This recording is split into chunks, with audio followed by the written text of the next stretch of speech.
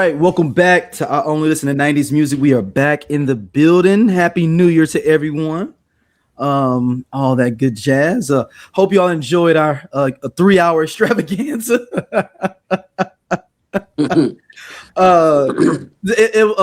I've got so many people hitting us up about like, yo, politricking. I gotta use that. Like, mad people text me about the politricking segment.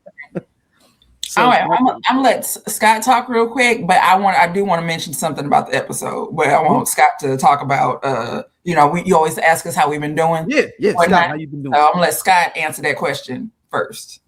Oh, I'm chilling, man. Just bringing in the new year, doing stuff around the house and shit.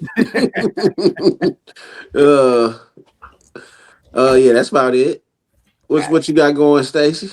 I was going to say this. So I watched a clip of that episode, and I want to apologize to the two of you and to our listening audience and our viewers. I was drunk as fuck. Okay. And while I have had a sip or so on the air, like Scott, you've known me for years. You know, I'm not a drinker. Mm-hmm. So like, and I've been drinking a little bit more heavily, like over the last several months. But I've never been publicly intoxicated like that. And to watch that clip, like it was embarrassing for me to look at it. I'm like, man, I'm drunk as hell. I'm loud. I'm all over the place. Like my point about Clarissa Shields, I never made it. I flew around the airport. I never landed that plane. And I really had like a specific train of thought and point. And I just was like, just talking and just blah, blah, blah, blah, blah, blah, blah. And I am embarrassed on my own. So for the viewer audience, like, I am so sorry. Y'all deserve better than that. We took our cadence with posting and doing shows was like last year was definitely different than it had been before. We had a lot more gaps, and that was on me because like there were times that I was going through something and I'm like, I do not want to be on camera. Like I need to step away for a minute. And so what that episode for me was like that culmination of like this. I look like what I've been through. And so my last alcoholic beverage was had the last Sunday, I guess. So I've been sober completely for over a week. I'm just drinking water and trying to mind my business. I didn't like that. That's not a good look. I didn't like it. I didn't like how I looked. And sometimes you need to see it. You need to see it so that, before somebody else addresses it. And I saw it. I did not like what I saw. And y'all deserve better. And I'm going to be better for y'all this year. So. Oh, good. Oh, thank you. Yeah. It's all good. It's all good. Anyway, back to this shit. That's what I was gonna say. Let's get back to the fun. I'm all sentimental and shit over here. Like, oh man. Anyway, back to the show. Oh, and I am back in the group. And all Corleone family. Oh yeah, she came back. Yes, I'm back. Yeah, all Corleone family business has been settled. So I'm back. It's shout that we can just get massive amounts of people coming through. So I appreciate people joining the group. Like, a lot of people. By the time, like, one of y'all accepted the person, by the time, like, I'm like, oh dang, we got 4 people. Somebody ain't already let them in. Like by the time I even got there. Hey, cool. And then we got, and I appreciate, I appreciate just not me and Scott having to post anymore, and other people are actually posting in the group to start engagement, which is awesome. Thank y'all. So I handed out some badges to people to make them feel better because they've been helping us post lately, like the last 2 months. So you are an expert. Yes. Hey, look, and that's how it goes with the community, right? People like to be acknowledged. People like to, and the more comfortable they feel, and the more that they see that their posts are getting accepted, or that they're getting that engagement, they'll continue to post and post and post and post and post. And that's what you want. You don't want to have to be the one that's creating content for the group, unless it's something about whatever you're doing. But other than that, like, let the group do it. Like the point of social media is for your audience to become a volunteer marketing army. Yeah, one thing that made me feel good about it was I just post random, like old random songs. It was like I don't even know what the song was. It was something from the 80s. And he was like, man, this be making me feel good when I get ready for work, man. Thank you for posting these early in the morning. Because, I be posting like at 5 in the morning. Right. and it's like, and again, and like when I was employed, I'd be up I'd be up until Scott would get on. So when he so legit, I'm wide awake at 4 in the morning. Scott's up at 4, but he's getting up to go to work. So when Scott is up and starts posting, that's when I'd be like, well, time me to go to bed. My shift is over with. And then I wake up again. Like the next shift is here. The next shift is here. Like next shift is here. Like shift change, and we good. So, first shift here. Right. So now, I like I said, I'm back now, and I'm able to start posting again and whatnot, and getting some conversation started, getting some engagement going. So the first thing, since we talking about music, MTV is over, y'all. Oh man, no more ridiculousness. But so okay, so are they saving some of the reality shows and like moving them over to something else, or is everything gone? You know what? But I honestly don't have cable anymore, so I wouldn't even. Yeah, I do have cable, and I need to. And I only have cable really because I want to be able to like sometimes the stuff I want to watch in real time, and I want to DVR it, or I DVR all of the cable news shows. It's pretty much what I do. Like that's where it is, and I could really need to switch. But I don't know. I didn't read. Simply put, I knew that they were getting rid of the MTV or the music platforms like MTV Jams, VH1 Souls, all those. Those are what's gone. So MTV is still alive and well. They still just not playing music. Yeah, because now it's called the BET Jams and BET Soul. Yeah, it's basically the same thing. It's just with the BET name on it. Yeah, the whole Viacom deal made that difference. Yeah, because MTV video killed the radio star, which is true. Like, it's a lot of artists who weren't able to cross over to videos that were great radio stars. Yacht rock people are a great example of that. Right? Nobody wanted to see. Michael McDonald wasn't a sex symbol. Christopher Cross wasn't a sex symbol. Nobody wanted to see their videos. Like this is this slow, easy listen to music versus all the dedicated music stuff is done. But kind of like almost the same for like R&B. Besides like Michael Jackson, like they wasn't really showing like Luther. Well, Mike had to fight to get on, and that was Mike got put on MTV through damn near a boycott by CBS. Like Rick James talked about the shit about how like, well, if y'all doing rock music, how come I'm not on there? And David Bowie called them out, and then But CBS starts saying we're not gonna promote our other artists to you if you don't put Mike on. Off the Wall had already come out. So MTV, what comes out with 81? Is that right? Yeah, 81, 82, something like that. 81. Yeah. So when Thriller drops, CBS is like, hey, either you're gonna play Mike's videos or we not send it. Like Daryl said, we're not the other artists that we got that you want to post, you ain't gonna do it. Not gonna happen for you. And so that they had to bully MTV into playing in Michael Jackson's videos. So he was the first Black artist essentially on there because they weren't playing Black artists at all, like whatsoever. And even when you think about it, like their first 2 years of programming until they started making stuff for us. So like Headbangers Ball wasn't for us, but Yo MTV Raps was. Yeah, because I was just watching an interview with Method Man, and he was like, "Yeah, we had to watch like 50 rock videos in order to watch a rap video." Yeah, which is why we are so engulfed. Well, I will say this: MTV in the 90s. The way that the programming was set up, I mean, we did have to watch a lot of their stuff to get to our stuff.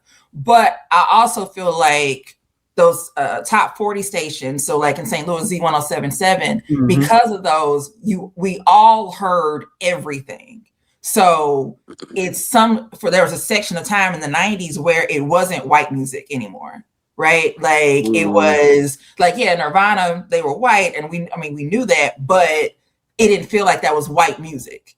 Like it made sense to listen to it. So me and the white kid in my class, we're listening to Nirvana, but we're also listening to the Chronic.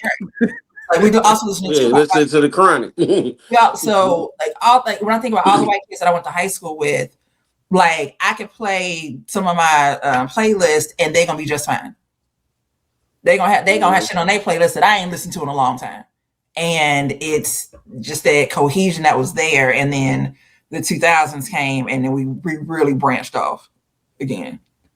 I wonder, like, now we don't have music cross-pollinate like that anymore. Like, we was listening to Green Day because of that. We was listening, like you said, Nirvana. We got into Radiohead like that. We got into is rock dead? Yeah. Right, like I said, Tom Petty and the Heartbreakers, like, you know, like the Linkin Park, the Linkin. What was that one group? Like this is how you know I'm in the pipe job. The Linkin Park, the Linkin Park Jay-Z collab. Dummies. Yeah, like I'm saying, like that Stone Temple Pilots. Those collabs weren't accidental. Like those weren't accidental collabs, or hell, just even going into the early 2000s with like Lady Marmalade, Pink and Christina Aguilera, 182, all being on the same, all being on the same track. That made sense. That absolutely makes sense to me. Yeah. At that time, I was like, oh yeah, that makes sense. Like you wouldn't look at it like today. It's like, what the hell? Why are they together? How they find each other? Like what? Yeah, like the Bruno Mars song with Meg Thee Stallion make a song. Like the Bruno Mars song with Sexy Red didn't make no sense to me. Oh yeah, like you said, those collabs back then made sense. You're like, oh, I can see Little Kim being on there with Christina Aguilera and Maya and whoever. It worked. You were excited to see it. You again, the rock and jock basketball and the b-ball jam, like the Nellies and the NSYNC. That's the all of those people playing together. Like it's weird to say. It almost feels like it's not to say that the 90s weren't racist, because it was, but it just was a little different. There was the racism had a little different. That was the peace years. It was a little different. It just was a little different. It just was. So like if back then, if you could get out the hood at the end of the movie, you normally was okay. That was in the 90s. Like we knew that we was like, man, Trey made it out. Like you feel like Trey is living on top of the world now in the 90s. Like he made it out of South Central. You and your girl get to go to college together. Yeah, y'all made it. Now it's not crazy that Atlanta was a BMF and all that stuff was starting to happen in Atlanta, so we don't know what that second part of that movie would be like, because Atlanta had all the issues going on there. We don't know. So, we don't know what happened when he got to Morehouse. We don't know. Or like when Ronnie was talking about, I'm gonna move to Atlanta in Minnesota. So you like, ooh, that's 93 in Atlanta. Didn't they? They still had the Freaknik, so you Freaknik can still go there. In his prime. You can still go to the Freaknik. So before the Olympics. The Olympics was 96. So yeah, it was a different time. Like, bro, like your CD case had Dookie by Green Day and Ice Cream Man, and it was fine. It made sense. Okay, cool. Nobody said to you at that time you listen to white people music unless it was your mama. No. Yeah. That's like my mom. But hell, like I said, I grew up listening to New Kids on the Block. So listen to white folks in the house. That wasn't abnormal. I ain't gonna lie. I still bang that Atliens Morissette. As you should. As you should. You should still. What was that commercial? Because it always showed that part of the song when it's like rain, and it go to like the next song. It wasn't Z107, but they play like the soft rock song. So is it Casey? Well, soft rock. They always showed the commercial though. Well, I'm saying soft rock was KZK 102.5. I can't remember. It wasn't Z107. It was in the 90s. And KC 95, I think, was rock. Was it The Point? It might have been The Point. That's probably what it was. The Point. That was 105.7.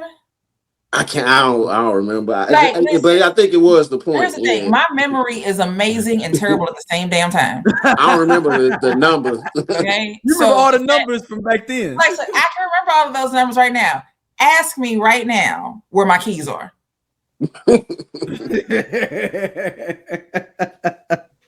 Right. I have no idea. I ain't even leave the house today. I don't know where they are. I have no clue. I ain't left the house at all. I have no idea where the hell my keys are. So my memory is amazing and terrible. So is the art of the music video done for in general in our society? But MTV needs to stop hosting VMAs because they're not playing videos. So videos at this point are all on YouTube. Didn't they just cancel like a bunch? Didn't they just cancel like a bunch of award shows? And he said to stop showing them. That's the BT Hip Hop Awards. Oh no, okay. It was hip-hop. So the if anything, YouTube needs to take over the awards. Yeah, TikTok awards for the YouTube, especially for specifically for music videos, because music videos are no longer we're no longer dropping on TV stations anymore. They're dropping exclusively on YouTube. You are getting when we talk about the videos, we're saying it was streamed this many million times on YouTube. It has the highest number of streams on YouTube ever. So at this point, that's the goalpost. Like that's our measuring tape. So that's who should be if you're going to give an award for a music video. YouTube, like, we give you niggas plaques. Right. Like, who else is playing music videos? Vimeo? Ain't nobody dropping shit on Vimeo. Like, so YouTube, who else? And Vivo's part of YouTube, man. They're like under the music videos. Yeah, part of YouTube. Yeah. Mm-hmm. Yep. So you said Vivo, Vimeo, and YouTube, and then now it's just so they bought Vivo, and most of the artists have Vivo channels. Yep, and now they just made them YouTube channels. They converted them to YouTube. Yeah, so it makes no sense. Go to my YouTube and peep my new video. Y'all don't even play music videos anymore. Like on your main station, you don't even play them. So the fact that you're no longer doing them at all, why the hell would I watch an MTV VMA this year? That's a good point. I mean, they got to stop doing. Yeah, you're right. They got to stop doing the MTV Music Awards. Then, if you're not showing them, it wasn't. Yeah, I haven't watched it in years. If you want to, unless you just want to have the YouTube Awards presented by MTV, whatever the hell. But whoever gets that, because now don't they give like that life whatever they call it, that lifetime achievement for videos? The Michael Jackson Video Vanguard Award. Something like the Vanguard. Yeah, nobody's videos exist. People are still creating them. Like a video go viral or whatever, right? Somebody's shaking their head or something. But what was the last great music video that was like, damn, that was was it some Kanye did or something? Well, you know what? I mean, this may be. I'm gonna say something biased, or it might be Beyonce Lemonade. Well, yeah, that was what do they call it? A visual album. Yeah, visual album something. But I think, I think that she do another Lemonade. That Childish Gambino, the This Is America video. That one. Whoa, that's a good one. So that was a dope one. Technically, Kendrick. Which one? Not like us. Not like us. I mean, true enough. Forget all of the hubbub around it, right? Yeah. As far as creating a video that has a concept and the execution, just in the art of storytelling that we have gotten used to with videos at this point, that's what that is. That's a good one. That's a good one. That's a good one, Stacey. You had the imagery with outside, him being in the hood, then at the stockyard, then in the classroom, Because I like his one he did for All Right too. I like that one too. Yeah, so at to that point, Michael Jackson created that lane of having a music video that was more than just a visualization of the song. It actually was a whole idea or concept or however you want to do it. So like a mini movies. So people have continued to do that. They're making mini movies now with Kanye and My Beautiful Dark Twisted Fantasy. A lot of those videos had there were visuals for that. Because that had many visuals for that album. Yeah, Runaway was he did a whole little Runaway was like a 12-minute whole thing. Because that was, matter of fact, that might have been the last time I remember something on MTV. Something to drop on MTV. Yeah, on MTV. Yeah. That might. I remember watching it. It was like on a Saturday. I remember which apartment I was in over in St. Anne. It's I wonder. That might have been the last big drop like that. So that was what, like 2010, 2011, something like that. Yeah. Yeah. Because him performing that though too, at the VMAs. Yeah. It was a big deal. That was 2010. Yep. Yeah. So the performance, and then the video comes out, the whole full length thing, like I said, was however many, like it's because it's more than just the song, it's a whole video, like this whole thing. So yeah. I think that might have been the last. Oh, you got the Kanye. If you talking about Kanye now, Devil in a Blue Dress with Rick Ross too. Is there a video for that? Yeah. I remember the video. Yeah. I'm gonna tell you right now. It's epic though too. It's like I do not remember a video for that. I like now the song. Like I remember all of the lights video. So the Devil in Blue Dress one that Kanye did doing, the Rick Ross is not on that one. Then they did another version with Rick Ross. Like it's in black and white, ain't it? Ain't it in black and white? Kanye one? Yeah. No, it's like him at a dinner table with a whole bunch of like weird people and stuff. But ain't it like in black and white? So I equate that to be in the Runaway video. Okay, so I'm there with you. All right. So the full Runaway thing was like, I'm trying to think how long was it. So is it Runaway? Is Runaway combined with Devil in a Blue Dress? It's a whole long production of shit. Yeah, the whole full length film is 34 minutes long. Okay, okay, I'm not insane. So the full length film is 34 minutes long. So you're going to hear those songs. So Runaway is in there. Runaway's at the dinner table. I think that's when the dude says, he's like, you know, your girl's a bird, which is funny as shit to me.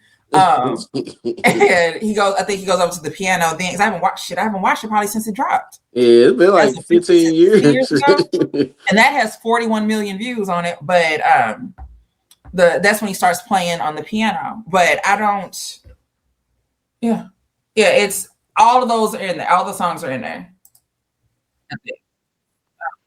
Yeah, because when it first comes on, it's playing Can We Get Much Higher? So oh man, that album is so good. It is. It is. I listened to it. It's rent free in my head. You know, that's is that the best Kanye album? People will say. Yeah, it's like that. Literally, is like a masterpiece. It is. It is. But I always say he had his first 5 albums were. Oh yeah, first 5 albums. Yeah. And argue with your mama. Who else had 5 albums back to back? It's you're getting in the levels of like Stevie Wonder type shit now. That's what I'm saying. Who else had 5 albums back to back? I can give you Outkast, that's it, but they're a group. So Jay ain't got 5 albums back to back. No, he does not. Like he does not. So Kanye had 5 fire albums back to back to back. And to me, Jay didn't really go on his run to after Volume 2. Yeah, like I'm not a Yeezy fan, but if you want to give him 6, throw Yeezy in there. And then after Yeezy, that's when there's a significant drop off. Yeah, I'm gonna stick with the 5. The Yeezy album is a CrossFit gym's dream. All them songs are played by gym bros. They are played on these movie soundtracks for like action films, for Soul Cycle classes. It's on the soundtrack there. So it was some good workout music. But the first 5, like you can't take it away from him. I don't care how crazy he gets. You can't take that first 5 away from him. Oh, wait a minute. Hold on. Somebody in the comments on the Runaway video has on her, your girlfriend's really beautiful. You know she's a bird? I told you that's funny as shit. That's a funny line. That your girlfriend is beautiful. You know she's a bird? And he's like, yeah, I never noticed it. That is funny. So we're talking about a little bit of music. Salt-N-Pepa loses their lawsuit for their masters. So going back to Push It, all that good stuff, they lost it. Basically, they're saying we didn't do it. You got to go holler at Next Plateau, but I don't even think Next Plateau exists. So it's like who's got my? That Herbie? Herbie, I even though Herbie said I ain't got nothing to do with it either. I just need to see who's cashing. Herbie just sold that shit. Who's cashing checks when Push It is on the Ford Motor Company's video for their Ford bought it from Herbie. Yeah. I mean, who owns it? Who's cashing the checks on Push? Remember before Snoop bought Death Row, didn't Mattel have Death Row? Yep. Mattel had Death Row for a minute. Like, apparently, I think it was like with the something about the dates of the lawsuit or something like that. Essentially, like whoever they think owns it didn't own it. Like it wasn't, the ownership was still wrong. So this is a 40-year-old mess. But I know some people have said, and I don't know, is this somewhat karmatic because the way they've been doing Spinderella? All she want to do is spend her race to get her money. They said that she's not a part of Salt-N-Pepa and she's a contractor. That's what they've been saying the last few years about Spinderella. I bet you, I ain't gonna say. I was gonna say, that's but she probably doing financially better than them from doing DJ gigs. Yeah, yeah. She got a check steadily coming in.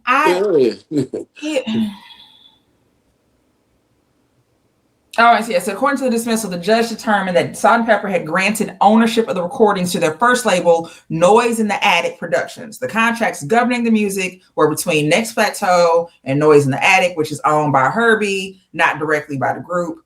None of the contracts identified by the plaintiffs indicate that they ever owned the master tapes.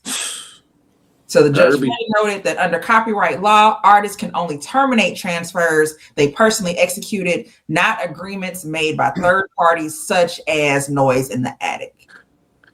Herbie was like, I had to show up for the Rock and Roll Hall of Fame. I'm Doja. They sleep. Yeah, we part of Just Posted Podcast, man. The best show on this network. Come on, check, girl. Seriously, man. Just Posted. It's just me and Doja sitting back talking about what the fuck going on in the world and the streets. We said labor of love.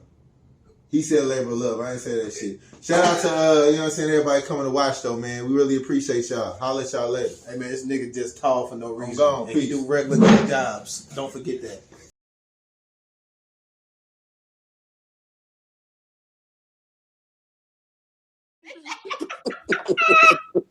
Let's do it like we did in '86.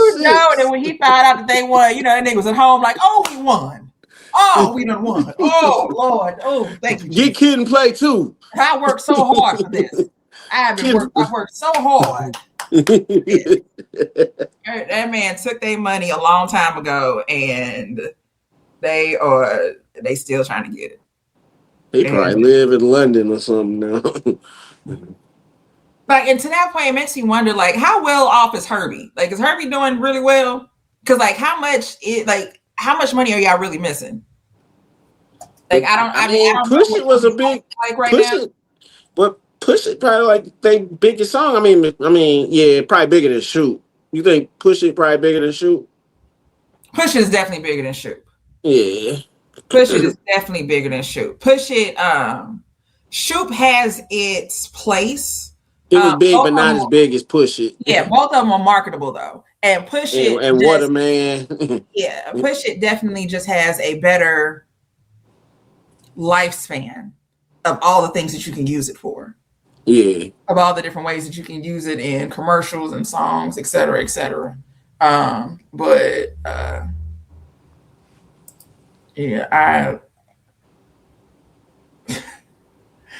Herbie's Wikipedia page is so bare. It was like he did Push It. That's it. It's like early life. I don't want to mispronounce it, but it's a place in Haiti. Born in is it Port de Paix? I don't know how to pronounce that, but Azor is Haitian. That's all it says. It's one sentence for him. That's it. Yeah. That's it. In 1995, he co-wrote and produced Snow's single "Anything for You," which became the top-selling single in Jamaica that year. I remember that song. I remember because they used to play it on the box, but it wasn't as big as Informer. Word. But I remember that song. Herbie Lovebug, or also known as Fingerprints. Now that's funny. Is a Haitian musician and hip hop music producer. He is best known for discovering and producing the hip hop trio Salt-N-Pepa and the rap duo Kid and Play. Mm-hmm. He also worked at that. They all worked at that series together too. Yeah, no. So I was telling Scott that their his LinkedIn, his Wikipedia is bare bones. Well, like he lives like in Europe or like Eastern Europe. It's something like crazy. He's like low key, and then he does music on the low for video games too. Maybe is that under the pseudonym Fingerprints? Maybe that's what it is. I know he does music for games, like the production in the background, soundtracks for video games.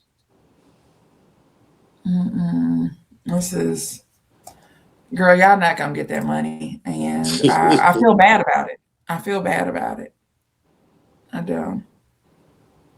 Watch Pusha B on the next the next fortnight.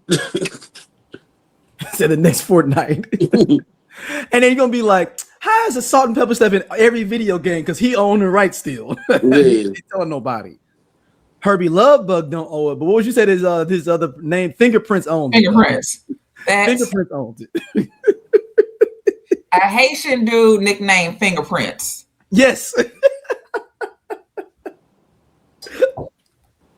I didn't know he was Haitian. So yeah. So someone that is making money off of theirs is the brother. Y'all remember Skee-Lo? I wish. Yeah. So that's how he's making millions a year. I wish, because at a time in my life when I felt most down, it was something that made me happy personally. I wish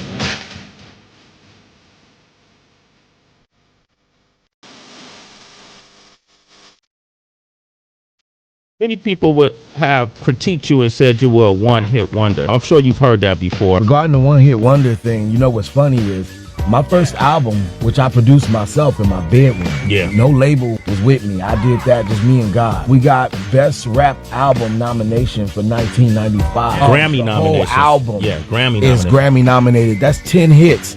And the people I was competing with was Tupac, Bone Thugs and Harmony. It's really a big project. Yeah. And I wish was the one that stood out the most, as it was the only single we needed to release at any time, because I wish the single is still selling the album.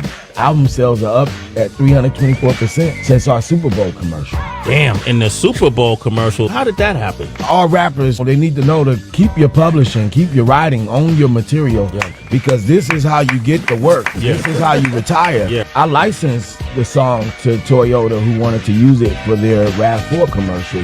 And my publishing administrators, Modern Works, I want to give them a shout out because they closed that deal. Like, they closed all my publishing deals. And they did a fantastic job. And here we are today, running the commercial all year. Brought up record sales even more on I Wish, which has always been selling over the years. Now, a commercial of that magnitude can be worth millions of dollars, correct? That is correct. Skee-Lo getting millions of dollars, man. Woo. Damn. Getting it. Hey, man, I wish I was you. Do you still wish you were a little bit taller? Nah, hey. All right. Shout out to Skee-Lo. That album actually was a pretty decent album, though, too. He's not lying. So I just remember the single. I didn't have the album. He had another joint called Top of the Stairs that was dope too. That was on that album and on the Money Train soundtrack. So 96, he was up against Me Against the World, East 1999 Eternal, Return to 36 Chambers, and Naughty by Nature, Poverty's Paradise, and Naughty by Nature won.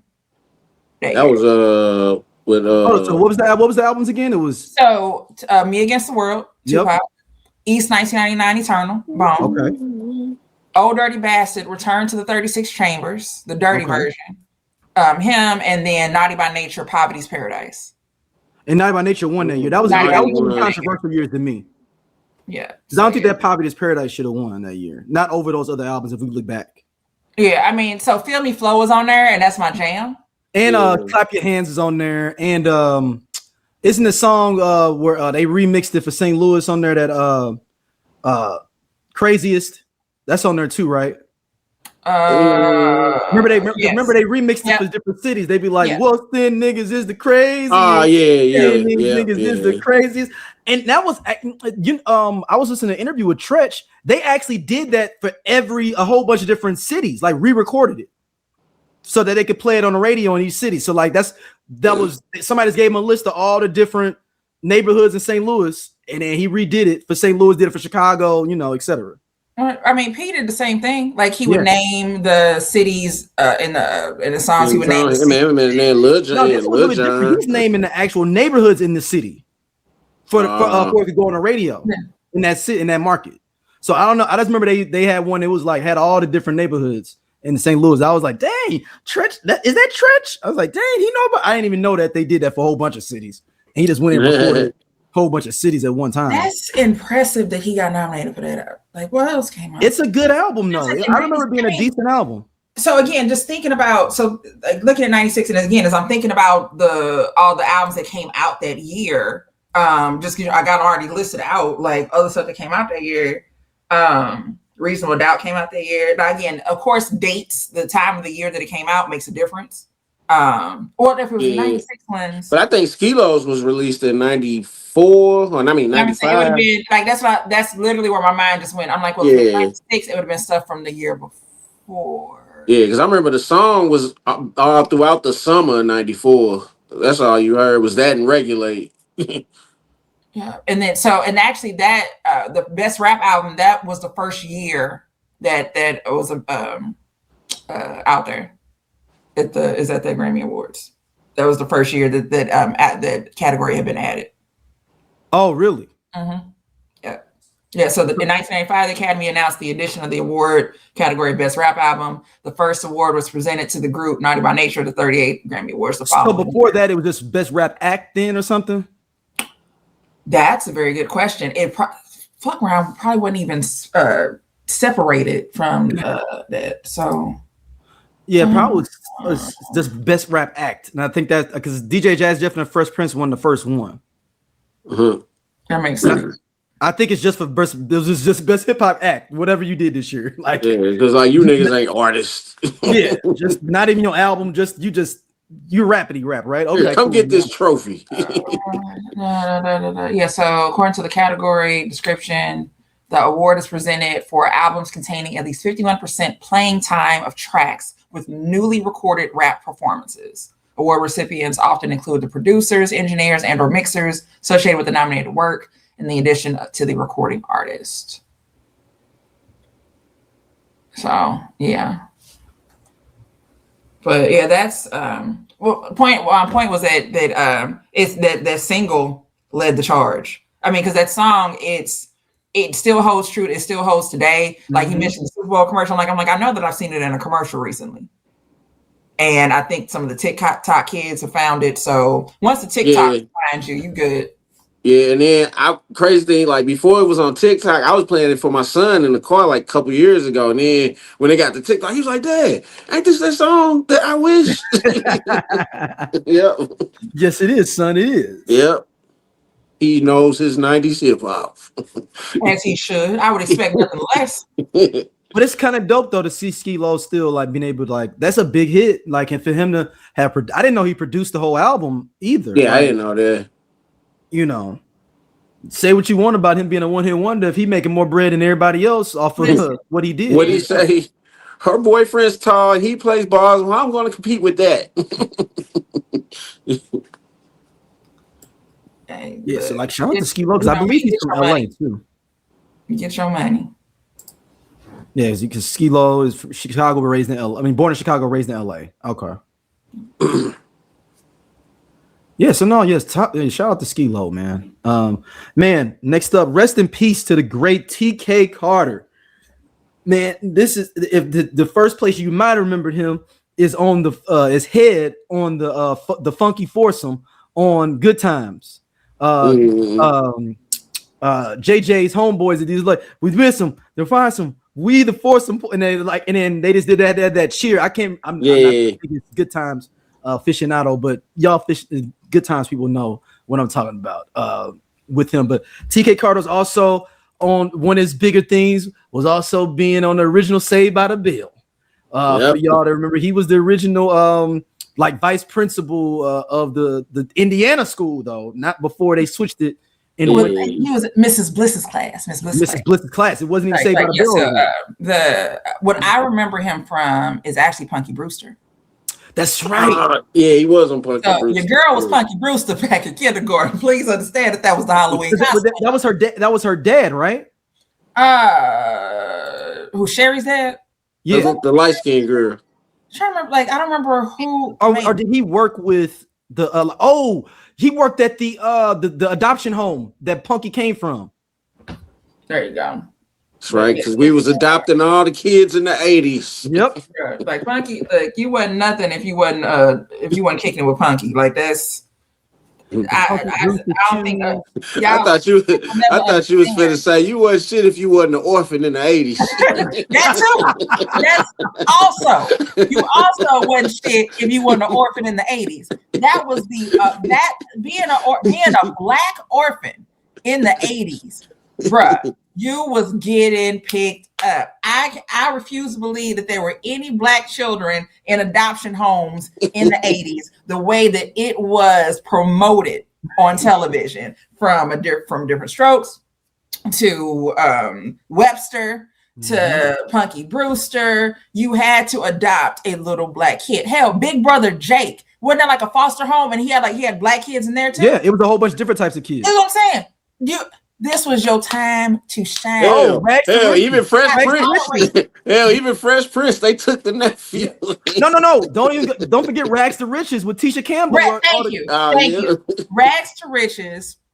And I will always tell this story about the date that I was watching it, and they interrupted before a special news announcement because they were pulling baby Jessica out of the well.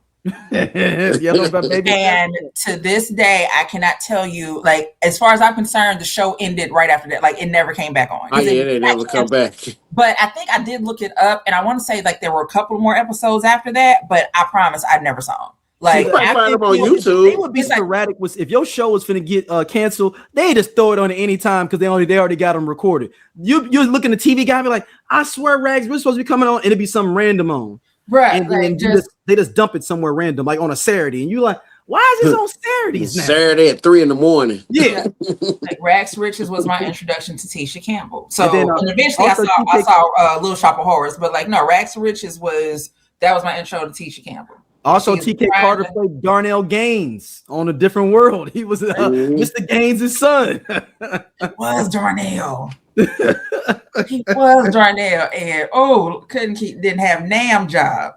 I'm saying he was in Poly. So I had made that post about Poly the other day, and then I was taking a nap over when he passed away, and my homegirl texts me, and it's like TK Carter died. So I see it, and I'm half asleep, so I think it's TK Carson. Oh, but then when she did send a link, luckily, like I kind of looked at it and I was like, oh man. And when I woke up and I looked at it again, she actually did send a link for the article, and I was like, oh, whew, okay. Because also you can't forget TK Carter. He also had a dope role. Maybe his best role on The Corner. If everybody in The Corner, man. Yeah, that's maybe his most impactful role. Like that was he killed that on The Corner, man. And that's a prequel to The Wire, everybody. So it's the same people that did The Wire, did The Corner. And this is basically like them kind of priming it like, okay, well, y'all did this little limited series. Why don't we do it was just one season of that, though, wasn't it? It was a limited series, 6 episodes. Okay. Yep. I would encourage people to go back and watch it. It's still brilliant television. He was on the Sinbad show. Yeah. He was his best friend, wasn't he? And oh my God. Bobby Brown's uncle in the Bobby Brown movie too. Oh, wait. I specifically remember a scene where it's like it was on the Sinbad show. Some woman had come in, and then he said hi to her, and she's like, hi, my name is Clarence. She said, oh, Clarence. She's like, it don't make no sense for a grown man's breath to smell like that. And then she was like, she took some like a Tic Tac out of some gum. She's like, put one of these in your mouth and another one like every hour for the next hour long, like that, rent free. Again, this show was on in '93, rent free, right up here in my brain. Because to say, "Oh, it don't make no sense for a grown man breath to smell like that." So rest in peace to the great TK Carter, man. Like he's one of them cats that's been around, man. He's just been around and a working actor. He voiced before we was born. He voiced the Monstar. Mm-hmm. Oh, I mean, he was on the Steve Harvey Show. Yeah, he was one of the high tops. The band. One of the high tops. Yep. Yeah, I'm sitting there, as I'm looking through, I'm like, I do remember that episode, okay? Like it's he owned the barbecue spot that he was mad at Steve because he wouldn't invest in. It's one of those things where it's like, well, he's one of those character actors who's played in so many things. It's like, where do I remember him from? And you just start like, oh, I remember that. Okay, I do remember that. But when Punky Brewster, definitely. absolutely remember him from Punky. Oh. Sorry. Next up, we're gonna get in a little bit more salacious areas of our show. L.A. Reid trial starts. It's starting, or it has started, I believe. With and this is a bigger conversation. You know who I feel bad for is Drew Dixon, man. If so, she allegedly had her. Russell Simmons was doing. Then they had that off the record, the documentary about her issues and things going on with Russell Simmons. And then you go to L.A. Reid, and the same thing happens to you. Like, goddamn, can you catch a break? Like, and so that's who is not even suing. This is his criminal trial for L.A. Reid. So L.A. Reid will go on trial next week, accused of assaulting top record executive Drew Dixon when they worked at Arista in 2001. L.A. Reid, L.A. Reid allegedly blocked Drew Dixon from signing John Legend. John Legend is scheduled to testify at the trial as well. Stopped at her twice. Like, dang, like, can we give this young lady some reprieve? Like, dang, man, like, or on the dirty side of the game was Kat's like, hey man, she like like Russell might have come like, hey, she gonna go if you run up on her, she'll go. Like it's some crazy, the Ice Cube from like Players Club. Yeah, like you can man, go ahead. I mean, I've been messing with Drew. Go ahead, do your thing, LA. I don't know. I'm trying to figure out how your next stop, the exact same thing happens, is what I'm trying to, and maybe there's no rationalization for it. I mean, there's no rationalization for it. It's not all men. Sometimes men in power know that they have the power and they use that power. And there are some men out there that are not used to people telling them no. And when you become, you get to a point powerful. So breaking news. He just settled. Huh? He just settled. Oh, shit. Like literally just settled. Yeah. So it's they get to a point where you become so rich and powerful, or you have so much clout or whatever, right? Whatever it is that makes you tick. Someone telling you no feels like disrespect. If it's an insult to you, how dare you tell me no? And so when you can't get what you want, you take it. And unfortunately, that's not always a hostile takeover of a company. It's you actually try, like physically doing something to someone else because that's what you wanted and they told you no. So this wasn't a criminal trial, y'all. This was actually a civil trial. And it was basically under the same parameters that Cassie was suing for in New York State. The same statute. She applied under the same statute for her case. At this point, anything that's coming out of the Southern District of New York, so those are Fed cases. Anything that's filed underneath the Adult Survivors Act, that's what it is. It's essentially, and it's weird to call it I call it the Cassie clause, but like no, that's the how you're able to do it, because the criminal trial is these cases, the civil cases like this are significantly different than the criminal trials, because the criminal ones you have to show fault. You have to be able to show that this person is guilty. The civil trial is a little bit different. That statute is a little bit different. So, or what you have to be able to prove is different. And that's where most people end up going, and they end up usually settling out of court because, so especially if the woman doesn't, if it is a case of a man and a woman, and the woman is accused the man, the women usually end up settling because they don't have the means to continue the case. They don't have the money to do it, and usually it's their lawyers that are telling them to settle. The lawyers are the ones who are saying, we can't win. You can't win this. That you need to settle. And then, I mean, I don't know if we talked about this before, but the movie Half Plenty is about Drew Dixon. I've never watched. I've seen it. I've never watched the picture of it. I've never watched that movie. Yeah, the whole movie is about Drew Dixon and Rusty Cundice's relationship. That's basically if you watch the movie, he said this is a true story because he's talking about Drew Dixon. And he used to have him and Drew Dixon used to have a thing, and then and in the movie it's literally everything that, like, it's almost literally is a true story because she's a record executive in there. The Chenoa Maxwell's character, same thing, grew up with money just like she did. The whole demo. So it puts a little extra layer on that movie when you know, like, oh snap, this is really somebody's true story about their relationship not working out. Like, spoiler alert, they don't be together. So I ain't gonna watch it. Like, I ain't gonna watch it now. I have to watch it. Well, yeah, and then you know, so, I'm saying I gotta watch it. I just seen it. The picture come across plenty of times. Just never clicked on it. Yeah, it's 90s as hell. I mean, just it's 90s, like, and it's that late 90s as hell too. So, like, just to give y'all a framework, that jail felony, DMX, I can give it to you, but what you gonna do? That's the main song in there.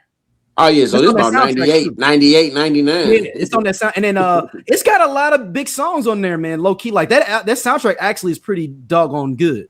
It's got that Coco and I believe John B got a duet on there that's dope. If y'all remember that group Absolute, they got a dope song on there. Blackstreet's on there. I believe Erykah Badu is on there. Like, they got a lot of songs on that. Oh, it's on the Tubi. Yeah, I've seen it. I just never watched it. I'll probably watch it this week. Chico DeBarge is on there. Faith Evans got a joint on there. Like, it's a solid soundtrack. A hell of a budget for that soundtrack. The soundtrack is better than the movie. I'm just keeping it 100, though. No disrespect to Rusty Cundiff.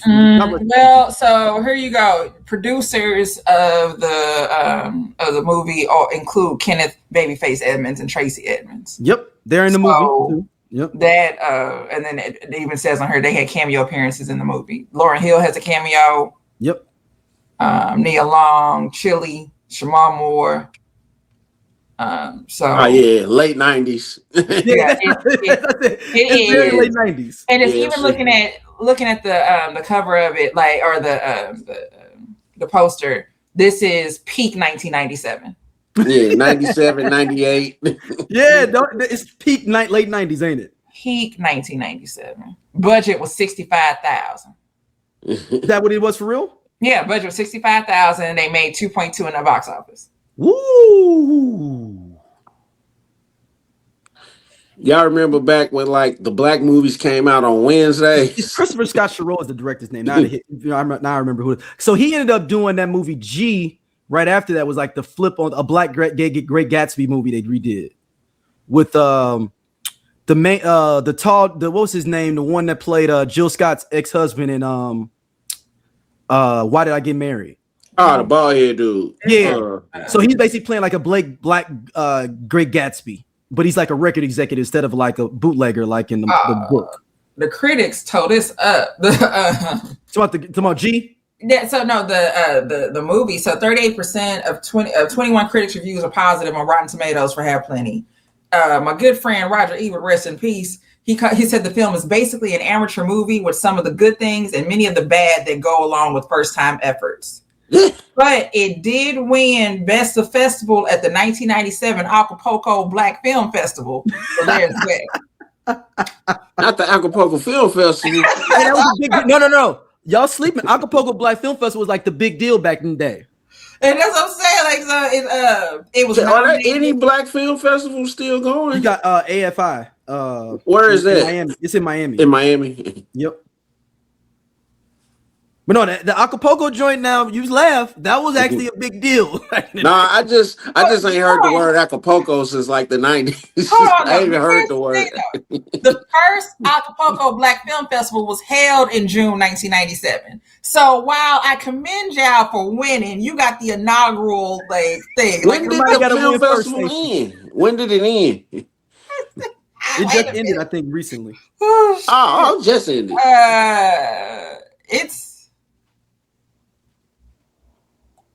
Is it still going? It's not. We're gonna say 2001, 2002, something like that.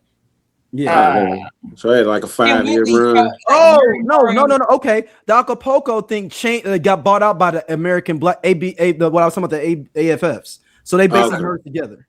Okay. Acapulco merged into that. So. Okay. Gotcha. American Black Film Festival, but that's in Miami every year. We're gonna be one big film festival. Right. They was like, yeah, we gotta fix, but yeah.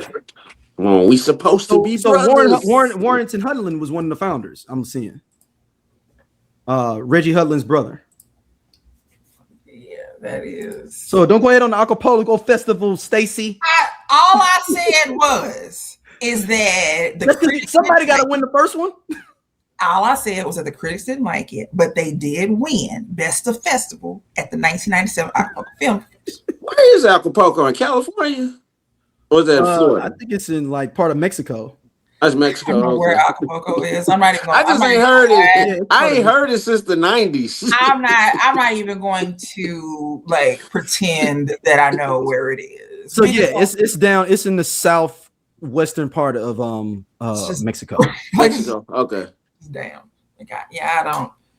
Geography is not my thing, but now Acapulco used to be like a big deal. Like Acapulco was what Cancun is now back in the 90s. Yeah, it was. Acapulco and what Cabo is. Cabo, exactly. Cabo. Man, I'm going to Acapulco. Like, Acapulco, Puerto Vallarta, all of those used to be the thing, and now it's not. And it's just. It's more. It's not even a like, oh, everybody just want to go to this other place. Like, no, the like with Puerto Vallarta, it's not safe to go there anymore like it was before. Yeah, the cartel and them down. That was just a little different. So I remember they would have those on the trips for like for game shows in the 80s. Yeah, that's what I'm saying. You can win. Yeah, we got 5 nights in Acapulco. or watching TV as a kid. The Poconos. Do you know how pissed off I was when I just found out the Poconos was fucking in Pennsylvania? Ah, yeah. Bro, I thought the Poconos were just this amazing tropical destination. We're gonna go to Poconos this weekend. Nigga, y'all going to Pennsylvania? Y'all going to Pittsburgh? Like, bro, like, so again, I haven't looked at photos of what the Poconos look like, but again, just watching TV and like, with Acapulco, you always heard about that's where everybody's gonna go. So you just think like, oh, the Poconos, that's a little romantic way, okay? Wasn't it a TV show called Acapulco Heat? like a soap opera or something? Hey, it's possible. It's possible. This week on Acapulco Heat. yes. So I guess they said really Acapulco started falling off in 2004. Okay. Acapulco Heat was a show. Syndicated television series. It follows the adventures of the Hemisphere Emergency Action Team, HEAT, a group of top secret agents based in Acapulco, Mexico. Okay, I know I wasn't tripping. It's a governmental coalition to fight terrorism and other international crimes. They gave them 2 seasons of this? Wait a minute. I remember that. Hold on, bitch. Wait a minute. To keep a low profile, the team poses as models and photographers. Yeah, that's why I said I didn't know it was about agents. Fashion business. I know you lying. I know you. Hold on, Fabio is on here? Holy shit. Yeah, they had like all the models and shit on there. They have 48 episodes. They got 2 seasons of this. That was like New York Undercover for models. And then they kept it in syndication for 7 years. What station was that on? What station was that on? Oh, that's a good question. Holy snapple. It says syndicated, so it's probably Channel 11. Yeah. Channel 11. Okay. So it came on like late Saturday night, late Friday, or maybe Saturday during the day on Saturday. After the hockey game. Yep.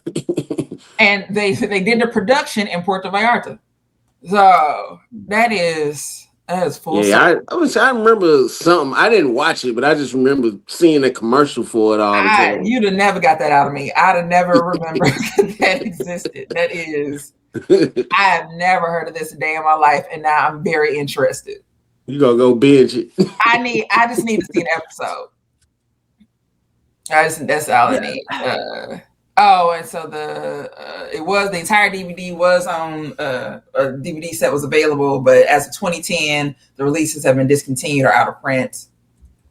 Oh, wait a minute. As of July 21, the show is airing on a U.S. digital channel, American Classic Entertainment, otherwise known as ACE. And I ain't never heard of that station.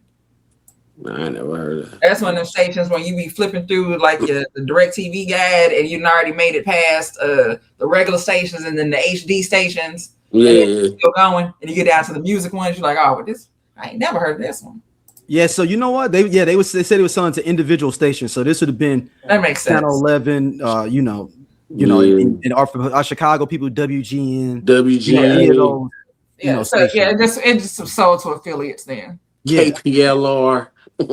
Yeah, like this is I remember the show, but I didn't remember it being on 2 seasons. I didn't know they let them. I didn't. I just remember the commercials, coming on for it. Holy snap! Next up, we got a little bit more controversy. Teddy Riley teases new music from R. Kelly. Niggas be bored, bro. Niggas be bored. What? He should just said, I had an AI version of R. Kelly I would like to put out instead of saying this is the real R. Kelly. Man, what's going on? Like he didn't made a guy choir. Yeah. Nigga, why you were just say niggas be bored? Like, so my question is this: why have you been sitting on it? Because that means it wasn't good enough to come out before then, I'm assuming. Why you been sitting on it? I mean, every artist has tracks that have never been released, right? We can agree to that.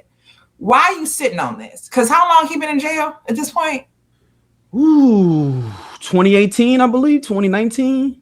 No, 6-7 years. Pandemic is when Surviving R. Kelly came out. So about 6 years. So I'm gonna give him about 5-6 years, 5 years or so. Why you been sitting on this? Because it's not different. It's no different today than it was 5 years ago before he went to jail. Like if it's about money or whatever, right? Like which is a strong. Like, does he need some money while he's in jail? Like some bills ain't getting paid or something like that. But but what is it like? You can't. Isn't it the thing that you can't get any income while you're incarcerated? You can. Well, it depends if you have restitution. Yeah, but I think that money goes to the victims, I think. Yeah, it probably does. I know he'd be getting around, skirting around that with the little happy birthdays. He'd be going out singing and stuff. Yeah. But people put, like, they say his books stay filled up. I'm sure they do. I'm sure. Like, why were you sitting on this? Why now? Why? And why even bring it up? Because we know nobody really. I mean, people care. I mean, it's gonna be people that care, but mass people not really checking for R. Kelly. There's some people are, and I know it's somebody auntie out there that can't wait. But I'm good. Like you know what? I wonder if he just has vocals and he just puts some beats behind it, like that, like in like, hey, Kells, I'll take them and do whatever. And also, some songs are a product of their time. How old is this shit? And some R. Kelly stuff can sound real dated. So, like, how old is this shit? You talking about Summer Bunnies, and you be like, hold on, man, Summer Bunnies, like what I'm saying. That's what I'm saying. Like, I don't need to hear Summer Bunnies Part 2. Summer Bunnies is crazy. Like, I don't need to hear that. Like, how old is this shit? Like, you remind me of my Centra. Like, hey, Mr. DJ. Like, nigga, we ain't slow dancing. Ain't nobody slow dancing. So it is again that question, like what's in it? What's in this little folder that you want to share with the world? And why have you been holding on to it for so long? That I don't understand. Hey Teddy, I'm just saying we don't care. Yeah. We don't care. Just keep it. You're not gonna get the response that you want. Just keep it. You're not gonna get the response because even if people love it, they're not getting an album. They're not getting, they're not getting. Now, do you got some unreleased Aaron Hall from back in '88 that you ain't put out? I love to hear that. No, because Aaron Hall didn't like him towards the end of that God Time. Remember, I don't know if y'all remember, what was that song? Treat Me Right. Mm-hmm. And he refused to really be in the video. I don't know if y'all ever tripped off that, where he don't do nothing. He just standing there in the video. He refused to even sing his parts. Bruh, like, why? It's just niggas be bored, bruh. Even though R. Kelly, some could say that he took Aaron Hall style. Yeah. Well, yeah. Which he took his style from Charlie Wilson. Charlie Wilson. That part. So nobody's looking forward to this though, Teddy, man. Like I don't. Yeah. This, like you said, Stacey, motherfuckers need to have something. They don't have this bored. Just like, why now? You know, no, we just know Teddy just being extra. Remember when he did the verses the first time when he tried to hook up all this shit? Yes. We couldn't. Yes. We had a 2-week delay. Babyface just sitting there like, I don't know. His son probably helping him work the phone. Right, Babyface was social distancing like they were supposed to, and Teddy had everybody and their mama over at his house. Trying to get sure did. He had the full band. He had the talk box going. He had podcast. We definitely discuss healing. We discuss aspects of psychology. We discuss you becoming the best you, mental wellness for sure, health, femininity, parenthood, dating, definitely dating, single parents. And it's from a lens of two psychologists, Yeah. So, but also two people who grew up with both parents, married parents, and then you all know that Chloe and I are the youngest of our crews, her siblings and my siblings. So so it's from that perspective. Yeah, looking at life through that lens. Yeah. So you're gonna get a whole lot of things from us. From us being women, going through life as parents, and all of these awesome attributes. But yes, womanology, the study of women. The study of women. He was trying to do a whole show. He had all these cameras. A whole concert. Babyface was sitting there with the iPad Mini and was just sitting there just waiting. Babyface was in his study. Minding his, he's like, I'm just sitting here social distancing. Like we're supposed to be known, and Teddy trying to get the talk box in his mouth, but also keep the stream going. Hey, Teddy tried to put on an online concert. So this next one, this is Stacey sent this in. This is the sample of a sample of a sample that just keeps on going over and over through for a classic that we all remember. But I'm gonna let the brother here explain it. It's a song from 1997 that you've heard 1,000 times easily. It's been in TV shows, movies, sporting events, commercials. And the guy that wrote the lyrics and the melody and worked together with his band to layer over 50 instrumental tracks over a sample made a whopping $1,000 off of it. The band got permission to use a sample from an old orchestral record, and they would be a split 50-50. The song became an absolute hit. And a guy that had nothing to do with making it called them up and said, "Give us 100% of it, or you need to pull it from the stores." The band had no choice, so they signed an agreement, signing it totally over 100%. The writer lost his credit entirely, and two guys that didn't even hear the song until it was finished ended up getting writing credits. Then someone else sued them for $1.7 million. Then a very popular shoe company wanted to license the song and use it for commercials, but the band had a policy against this type of usage, and they said no. Well, the shoe company went and licensed it from the guy that took it from him in the first place and used it anyways. It gets even worse. The song goes on to be nominated for a Grammy Award for Best Song. The song was Bittersweet Symphony, and the writer was Richard Ashcroft, and the two names that were on the Grammy ballot were Keith Richards and Mick Jagger. Okay, so here's what happened. The song samples a few bars of a Rolling Stones cover.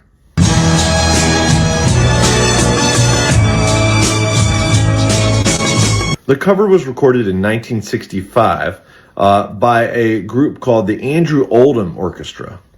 And the song was called The Last Time. And this is where it gets even more twisted. Apparently Keith Richards admitted that they lifted The Last Time, or at least parts of it, from a 1954 song from a group called the Staple Singers. This may be the last time. And their song was called This May Be the Last Time. Apparently it wasn't. This could be the last time. So the same folks that ended up taking the song away from Richard Ashcroft took it from a black gospel group 40 years earlier. And the orchestral notes that everyone was fighting over the entire time, Jagger and Richards didn't write it or perform it anyways. A session arranger by the name of David Whitaker actually created the string part, and he was never credited. Years later, Jagger and Richards signed the rights back over to Richard Ashcroft. A song about being a slave to money made its creator nothing because it was sampled from a song that was taken from an arrangement that was a cover of their song that was originally taken from a gospel group who made nothing. All right. Stacey, Black folks can't have shit. Damn. Okay, that's where we start though. It was a Staples Singers song, and then I went through all of that and sampled and sampled and sampled and sampled and sampled. Like it's just like that's just insane. But I like the Verve. It's always. I love that song. I love was that the Verve? Yeah, that was the Verve. Yeah. So again, back to white. So for everybody who knows, Staples Singer did Let's Do It Again. They also did what's the other song with the pops on there that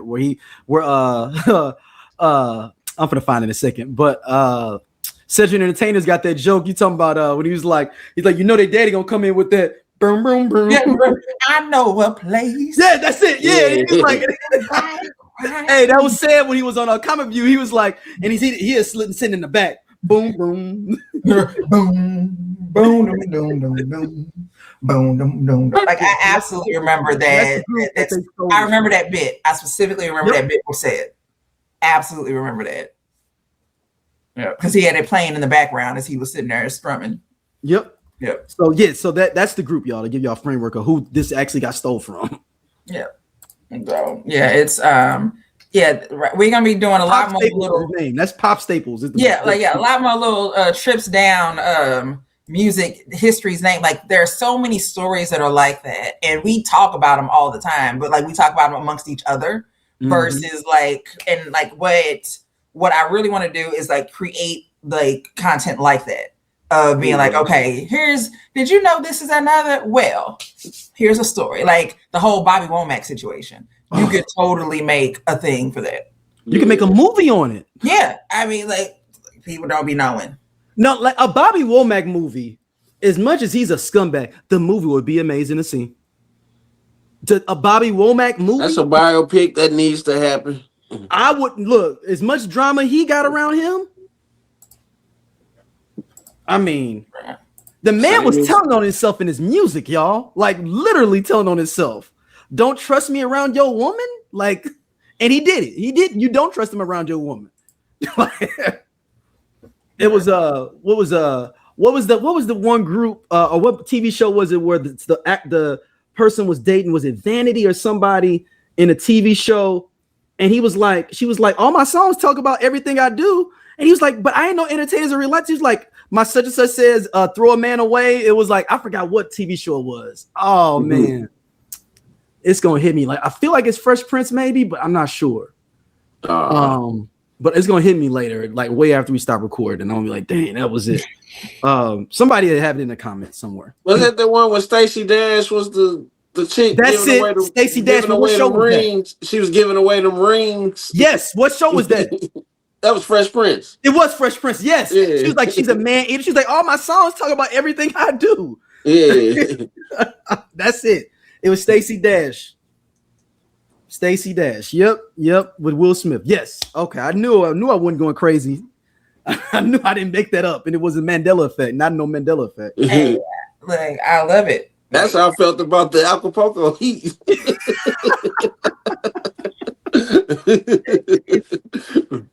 That's the craziness of it. It's like it's always that thing that you remember that nobody else remembers, and it's like, okay, but this happened. I know it happened. I know it happened. Like I said, that my song from the lady from St. Louis, Lynn Whitfield, You Were Loved, and for years I was like, this song exists, but I didn't know who sang it. And then I think somebody one day finally told me, oh, actually, I take it back. Grown Man was the only person fucking knew what the fuck I was talking about. Oh, snap. Was like, me and my friend Candace, we both of us were aware of the song. We talked about it. We were like, but who the hell sang it? We only know the chorus, and the chorus only says, I love you, you were loved. That's it. Can't find it nowhere. And one day I say to Grown Man, I said, hey, do you remember this song? And I kind of sing it for him. And he was like, oh yeah, that lady from St. Louis. That's the group was called Lindsay, blah, blah, blah. What? How dare you know what the hell I'm talking about? Like, so immediately I go to look for it, find it on YouTube, and I'm like, this is it. And there's another version that she did that's more a cappella, like it's more of a guitar, acoustic guitar version that is if I decide to get married again, they're gonna play it at my wedding. Oh, snap. Like I love it that much. But yeah, it's great to when you learn that you're not crazy, that someone else saw the thing too, other than you. It's amazing. Yeah, that's that Mandela effect, man. It is. Yeah, somebody said in the group today about the movie Polly. Like I posted about it, and they were like, I thought that I had Mandela effect this because I just knew that this movie existed, but I didn't know it was a sequel. Well, I knew I don't remember watching the sequel, but I knew the sequel existed. I don't remember what happened. But it's not on Disney Plus yet, is it? It's not. And the only reason that I downloaded Disney Plus and decided to pay some money for it was because they lied and told us they were releasing the entire vault. And they still have yet to do so. But you have the Disney movies, and then you have the Walt Disney Presents. So those are the ones on TV. The ones that was on TV. Right, the Walt Disney Presents. Those were your those NBC Sunday night. Those Sunday night movies. So that's probably where the hell how I spent my summer vacation. I can't get no Camp Cucamonga because that's right. We can't get that either. I can't have black folks can't have shit. That's on my Camp Cucamonga. These kids today don't know shit about it. They don't know nothing about the idea of going away to camp. Now, while we didn't go, we didn't do that, but I wanted to go to Camp Cucamonga. We wanted to go. We wanted to go. We wanted our parents to put us on a bus and be gone for 6 weeks to some off-site place with some unqualified counselors. We wanted that. We were praying for it. Yeah. Please send me off. Can I go to camp this summer? No. Camp. And actually, Lil White he wasn't Urkel on that either. He was not. He wasn't. Like, yeah, and to that point, boys and girls, when NBC would do those types of movies, if you were in the NBC family, you were going to be in that movie. Period. So just like with Polly, you have Keisha Knight Pulliam, and you got Felicia Rashad. Right, I was going to call it Claire Huxtable. So, but yeah, you got them there on ABC. How they did it was they would just do crossover shows. So they just put your character on a different TV show. But NBC would make a whole movie with your ass. Update y'all. I'm on season 2 of Different World. Oh, I done went through season 1. I get what y'all saying. Yeah, they could have kept season 1, but have y'all ever noticed? Speaking of Claire Huxtable, does she always dress up like she going to work? Yes. Because you only see her either in pajamas or work clothes. Yep. She always looked like she workout clothes. I'll never see her in workout clothes. Maybe once. The pilot episode is the only time that you actually see her looking regular. Because she wasn't supposed to be a lawyer originally. She was going I think she had a dress on. She was supposed to be a housewife. I think she just had a dress on and she had an apron on. And I don't think, and then the years after that, I'm trying to think how many times that I saw Claire with an apron on. And we know that somebody cooked in that house. But I rarely, Thanksgiving episode, stuff like that. But yeah, she always looked like she was going to work. She was always. Yeah, I was just tripped because it was the episode she came to visit Denise and she was dressed like she was going to go to work. She always was dressed like she was going to work. But it's also a different time period. Yeah. Like, that's it. And when I think about it, I remember the episode where Claire turned 46. And like at that point, if she is 46, you already a lawyer. I don't remember. I think she might have been a partner at that point. You got 5 kids, some of them in college. Bitch, you're doing good.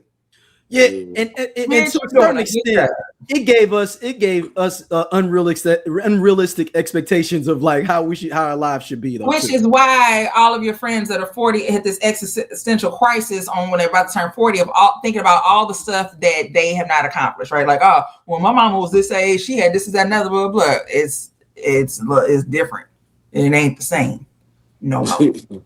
It ain't the same no more. But there were expectations that I'll say this. I think by 46, ideally, I think most of us thought that we'd be married with kids or something. Like I feel like that's just a common idea of what you would be at that point, right? Now, career-wise, at least you're in your career, whatever level of success is, but at least you have a career, you got ideally by 46, you want have all those things. But when you turn 40 and you ain't even close to it, that's when it's like, wait a minute, hold on.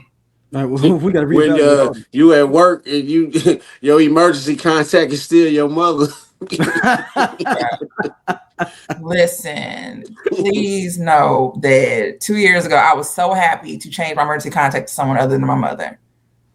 And now it's my sister, my oldest sister. Because I'm just like, I'm not going back. I can't go back. I can't go back.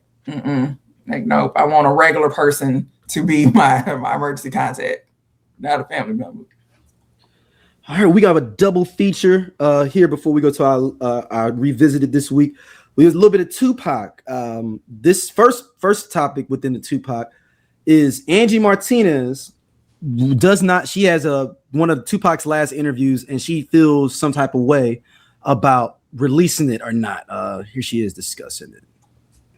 Never put the Pac tapes out because I think about the people that are going to get hurt from that, even the people that are talked about on the tape, how that lands. Wow. You ever gone back and listened to those tapes? And yes. But so you know, well, clearly you know what happened to everybody he talked about. I don't even know who he talked about, but yes, there's people who are no longer here, not just big. I mean, there's people in the rap world who passed, and he's talking about him, and not in a way that's helpful to the world. It's just he was angry at the time. He was 24 in the middle of a war, an internal war. Like he, so he's talking shit about everybody. This one, that. Some of those people are not even here. Some, so it's there's just some ugliness to it that I don't even think would be representative of him at this point, but it's not for me to say. I know people really want it, so we'll figure it out. You'll help me figure it out. Absolutely. That was Debbie's point. Debbie was like, he was paranoid, angry. All those people just tried to kill him. Like, and also, if I'm being really honest, it's like not amazing. I was 20. It was like my first. Stop. No, listen, it's not a seasoned, evolved Angie Martinez on the radio. It's a brand new Angie Martinez on the radio. There's not a lot of follow-up questions. How long is the interview? It's not me really. It's about 1 hour and 40 or something like that. 1 hour 40 of Tupac and Angie Martinez. Yes, come on. but it's a baby Angie Martinez. Those people are the best may interviews, think. though. We'll see. Sometimes I don't know. You'll see. I'm gonna let you listen to it, and then we'll see. Oh. Yes, but that's what I'm talking about. Y'all got that on camera? Just you gonna let me listen to it? We're gonna let you hear it. You're gonna have to find it. No, I know where it is. I have it digitized. All right. Are you all interested in hearing this interview? Basically, it's just hit them up with no music. Why not? That's all it is. It's just hit them up with no music. Why now? Why 30 years later? Why now? Because we coming up on the 30th anniversary of his death, and we got to do something big. Content is king right now. Like, why now? Like, I get that, but find something else better to do. Like, nobody asked you for this, and then her bringing up that it wasn't a great interview for her. You care more about it being a good interview for you. Like, you don't necessarily care about what he said hurting. What he said 30 years ago or 30 plus years ago. You don't care that it might hurt people now that are no longer with us, whatever. Right? You don't care about that. You care about how you look in the interview, like how. Oh, I didn't even think about that. That's what she cares about. It was the fact that she brought that up. It wasn't even that great. Like, this was a young Angie Martinez, and I didn't really ask no follow-up questions. And so why bring it up? You just wanted something to talk about. So you're saying that the reason it didn't get released is because she didn't like the way she presented herself as an interviewer in that interview. That part. That one. And then, like I said again, 2, for you now to be like, well, I could release him, but I don't want to because it might hurt some people. And he was 24 years old and blah, blah, blah, blah. Yeah. Plus, and then she brings herself into it. So again, why? How did we get here? How did we get on this topic? Like, what was said in this interview before she started talking about these unreleased interviews that she's been holding on to for the last 30 years? Unless there is something specific to gain from it, shut the fuck up. Like, let it go. Like, just leave him alone. Let this man just be. Let him just rest in peace. Let it go. Like, it makes no sense to me. Why bring it up? Yeah. I got some unreleased Michael Jackson tracks. I ain't never gonna play them though. I ain't never gonna drop them. I got them. No, they digitized. I know where they at, but I'm never gonna put them out there. So why the fuck you bring it up? You said she just sitting there said nothing at all. It's just been just something on the low that I mean this has been rumored out there for a while though. Stacey, that she had this interview that never came out. We probably ain't gonna get nothing new out of the interview that we probably already didn't know. That's what I'm saying. Is there anything that's in the interview? Like, can you cut it? Right? Like, is there anything in the interview? Like she said, how long? An hour and 40 minutes. So, like, is there anything of substance from that interview that can be that is a good takeaway? Anything that talks about maybe where his mindset was at that, whatever it is, right? Is there anything valuable? And if there isn't, why are you bringing it up? Well, I think the person she's talking about people that aren't here, obviously Biggie. I think Prodigy, he's talking about Prodigy on there, and Prodigy's passed away. I'm just thinking about everybody that's passed away that he probably could be talking about on there that she's cool with. So basically hit him up with no music. Hit him up with no music. The music person in me wants to hear, just like personally, like I don't need everybody else to hear it. It just, if I could just get like a private session with it, like where you go to the library and you got to sit with the tape thing in there and I can't check it out, I would do something like that and listen to it. But everybody doesn't need to, unless you're like really into the music, you don't really need to hear this. I just want to hear it for my kind of historical context thing, but not, the masses don't need this, is what I'm saying. Like if she ever asked a question like, would you ever squash the beef with Biggie, knowing at that point he wouldn't? That part. Yeah. I mean, it's just, and you got to think about, man, we looked at them as like superheroes and they was only 24 years old, 23, 25 years old. Mm-hmm. And we looked at them like superheroes at the time. And then also in our stories, they're selling car Tupac was shot in. Yeah, for 1.25 million. Suge Knight's vehicle, actually, technically. The Beamer. Yeah, I didn't even know this was still around. Like this. That part. That's the like. Yeah, if they still got OJ truck, they still got that pop. I'm like thinking like who's. I mean, I guess you did if you found out Tupac got killed in his car, but like, did like Las Vegas impound it?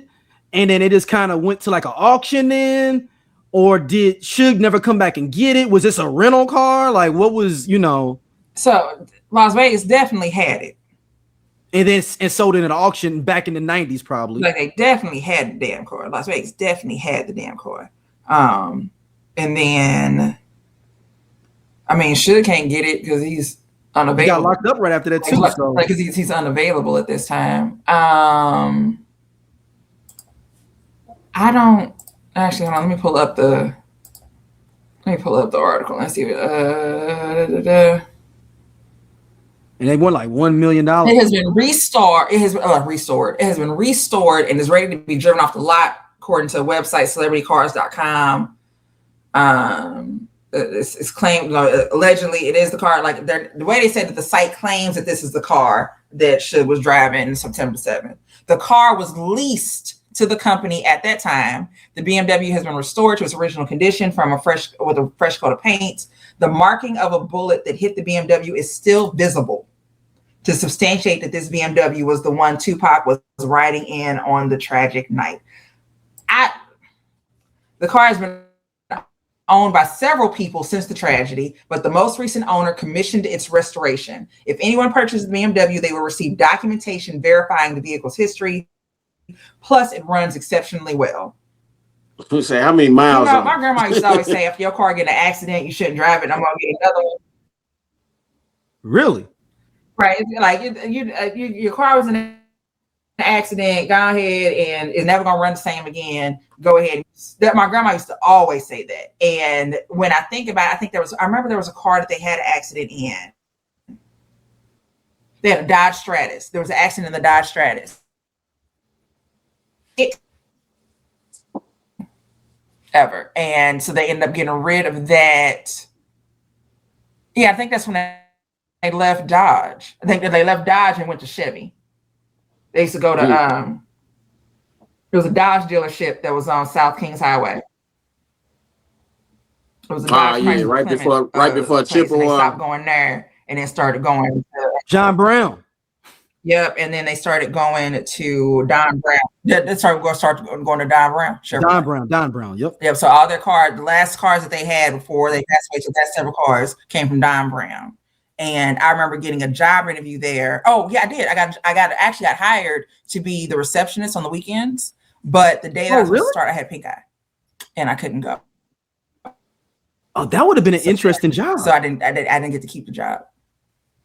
But I got the job because the people at Don Brown, when we walked into Don Brown, they saw my grandparents and it was like, hey, because they took their car in there for service, all of that shit. And it's like, oh, my grandbaby wanted to apply for this little receptionist job y'all had in the post dispatch. So, and I got the job, but then didn't get to keep the job because I couldn't go to work. Yeah. All right. So, our last topic of the blah, evening. blah, blah. The car is for sale. Yeah, one. This is.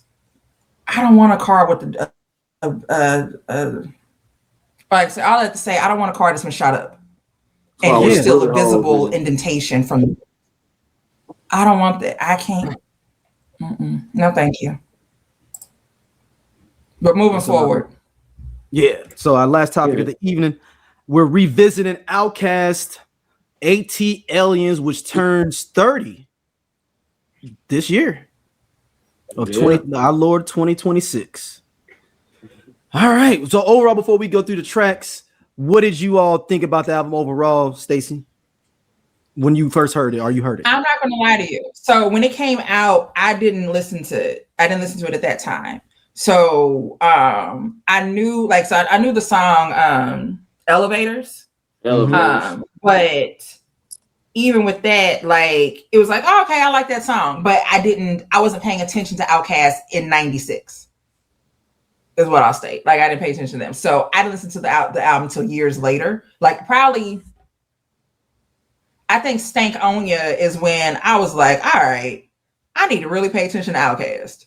By 2000. Yeah, I think 2000. I think that's when I was like, now wait a minute, these boys they've been around for a couple years now. They didn't drop a couple out. I need to go ahead and pay attention. But I mean, great album. I mean, no, like I said, I know my feelings about it are not going to be the same as what Scott's are. Like I don't have that deep connection with this album, but it's a solid album. There's nothing. I have no complaints about it. Like again, I love Elevators. It's another song on there. I'm trying to think. Is it Jazzy Belle? Jazzy Belle. Or the remix with Babyface though. Yeah, Jazzy Belle. Yeah. So yeah, definitely. Yeah. No, like 2 thumbs up. Give it a 5. 5 out of 5. 5 mics. All right. What about you, Scott? Oh, it's my favorite Outkast album. Okay. This was the album, I was, 13 when it came out.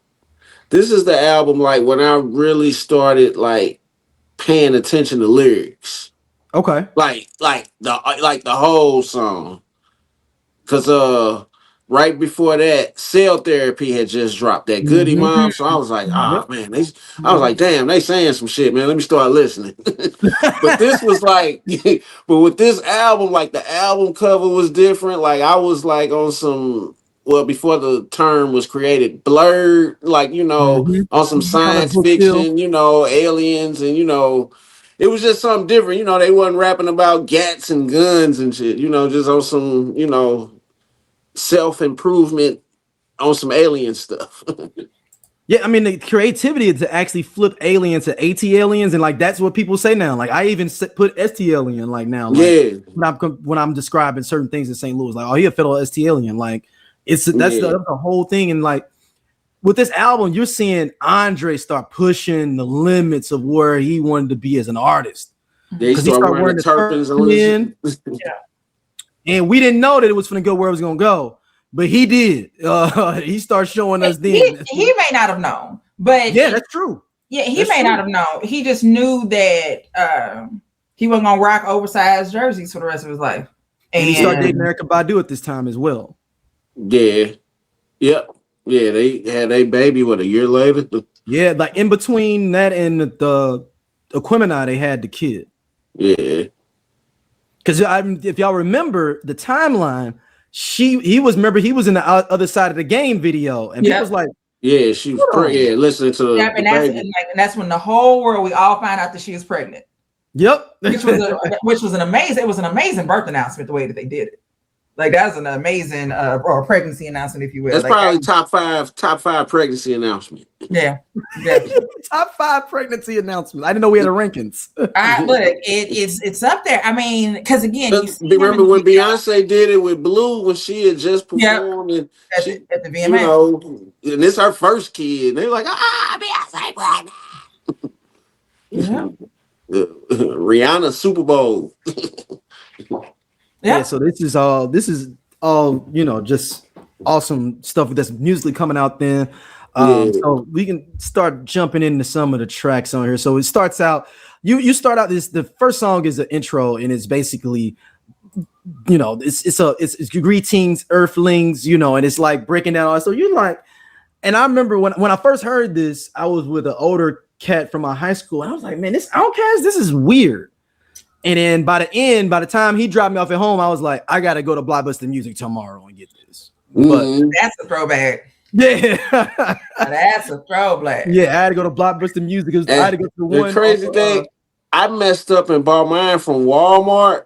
Oh no! So I had the edited version. So the CD, you know, it always had a naked chick on there. Yep. She just basically had a 2-piece on the Walmart version. Hold on, do you have that CD somewhere? I can get it. Give me a minute. I can get it. It's at my partner's. It's at my partner crib. I can find it though. That is your assignment for next episode. Yeah, I can find it though. It was the edited version. So the edited version got. Yeah, she not naked. She just got a swimsuit on. That's basically all she got. That's hilarious. Yeah, she wasn't naked.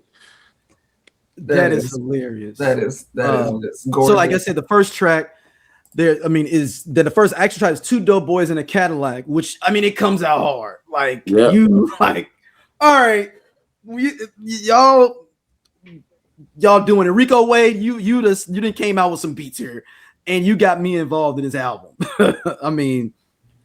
And this song was never a single, 2 dope boys, but it's one of the best songs on there to me. Like, especially a way to introduce your album. Kids, that was the way you got people into your album early. There's so many albums where there may have been a smaller song, but it was a great way to kick off your album. Like DMX with his album, that first song, it's Untitled. I don't even know if it's called Untitled Intro. Yeah, you always got to start the album with a punch in the face. Yes, you need to knock me out. It don't even have to be a single, but just a nice hard song, nice hook, and then we get into the rest of the album. It's a sequencing is everything, you know. At that time. So what did y'all think about two boys in a Cadillac? Oh shit, bars. It was just a bar fest. Yeah. It sounded like something you hear Wu-Tang rapping on. It sounded like a New York type beat a little bit. The way the drums was. Yeah. What about you, Stacey? Agreed. You know, she was. So then we had the title track, Atliens, which is, you finna go on a run here now of dope songs. And the music video was even doper because it was like literally some alien. We hadn't seen we've seen aliens in Black culture, you know, like we got brother from another planet, things like that. But this was like hip hop aliens, like extraterrestrial, but our age and you know the hip hop. What Big Boy say? I'm cooler than a polar bear's toenails. Oh yeah. And to me, on this album, Andre shines out, and but I really believe Big Boy separate himself as well on this album for him, because I think people kind of get caught in to Dre being the only one, but Big Boy is spitting on here as well on this album. And then on a side note, we hadn't really heard nothing from Outkast since the Source Awards. Southern Playlistic, yep. No, I'm saying since Dre was like the South had something to say. Oh, yeah. And then they ain't say shit. And you're like, okay, well. So we ain't heard nothing from him. So this is what, a year later? I believe they had that one. I'm just looking to making sure now.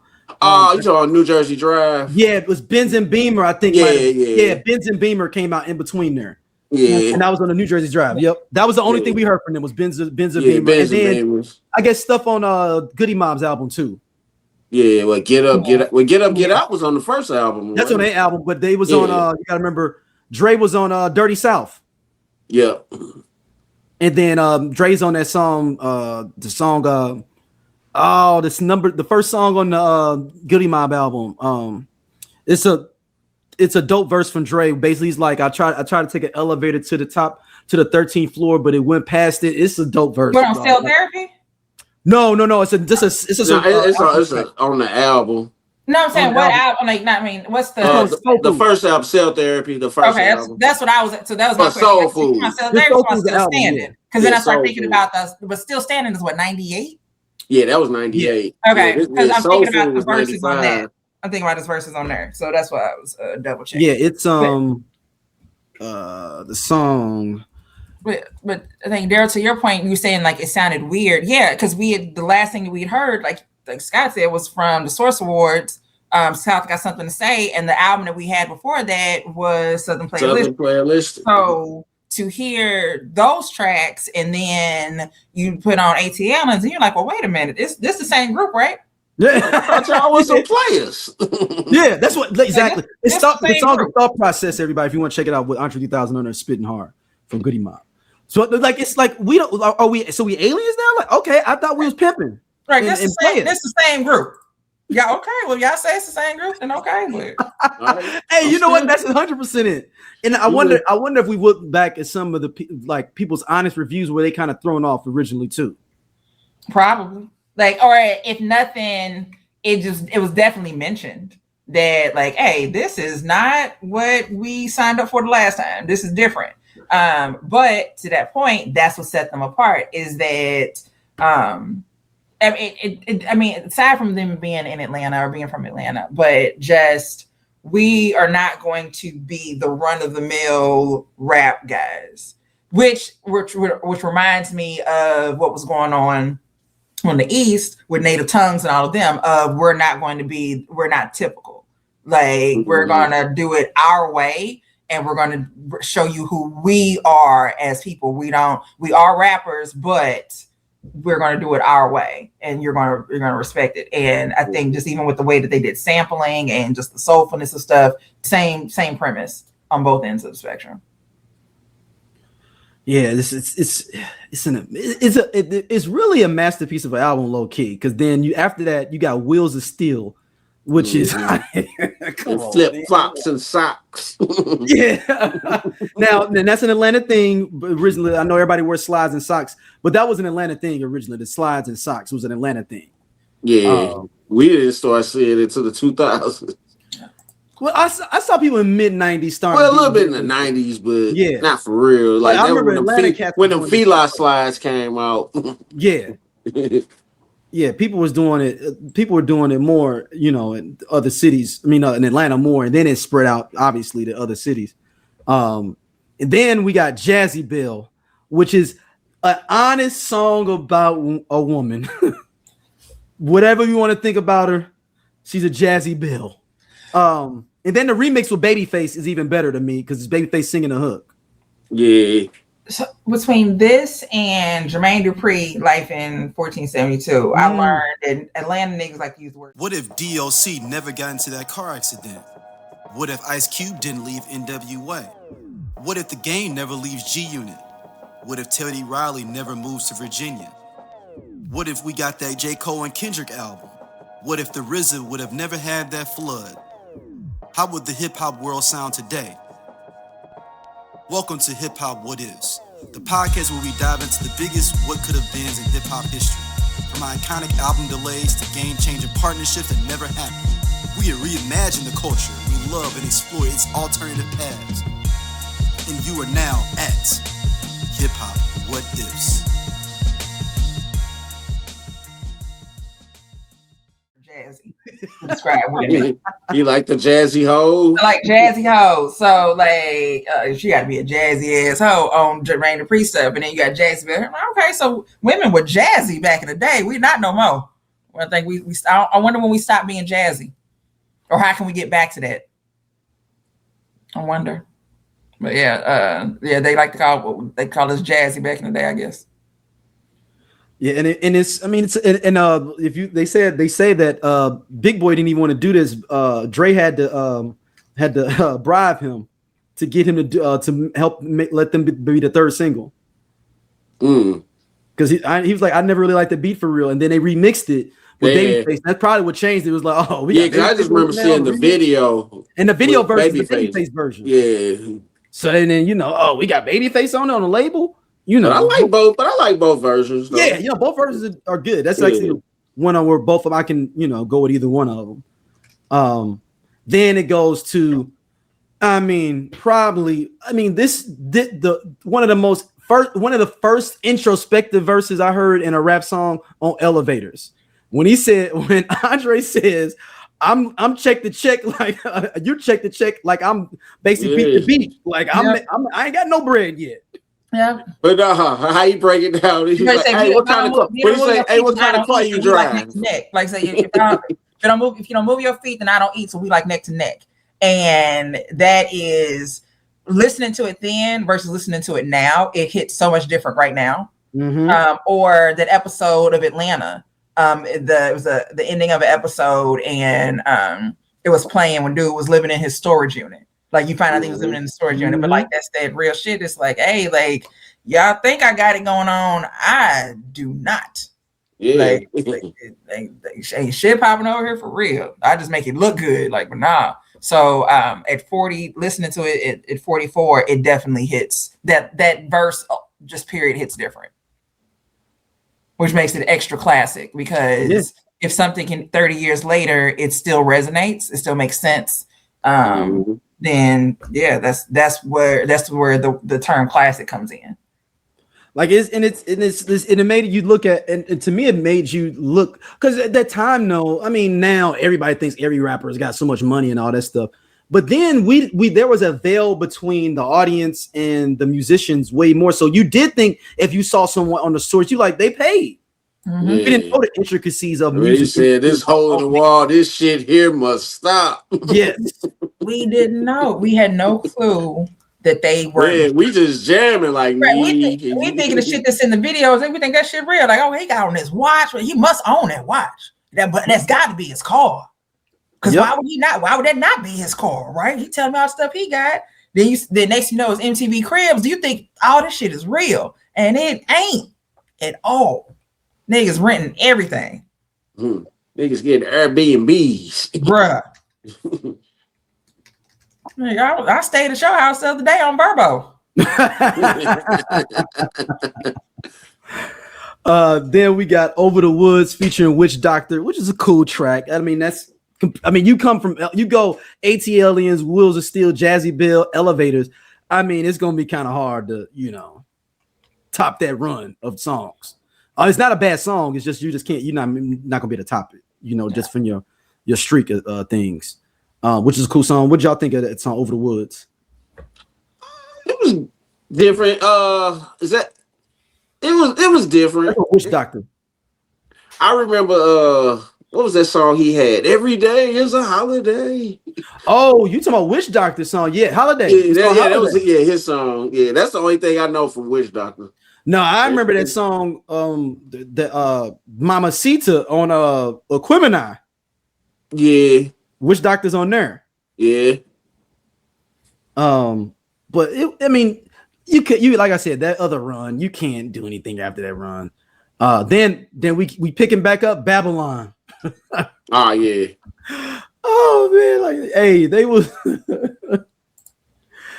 was coming through with heat on this album, man. What's my man? He always say the poems. Big Rube. Big Rube. Yeah. Big Rube. Hold on. Let me. What was it? Because he does the poem on here at the end, right? Yeah, it's right before. It's like Elevators reprise or remix or something. Yep. Yeah. It's coming up a little bit later. Yep. Yeah, I know. It's towards the end. And then you got Wailing, which is a cool song. I can do actually without that one. To be honest. Then Mainstream, I love Mainstream with Timo and Cujo. Y'all know you ready. Oh man, that's because this is supreme. This album is supreme. This is, to me, now that I'm thinking about it even more, this is Organized Noise saying, yo, we shitting on y'all right now. Like as a collective, as a crew.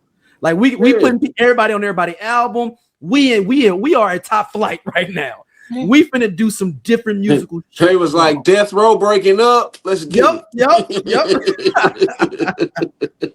All these like Dre, they was like Dre the left break Death Row.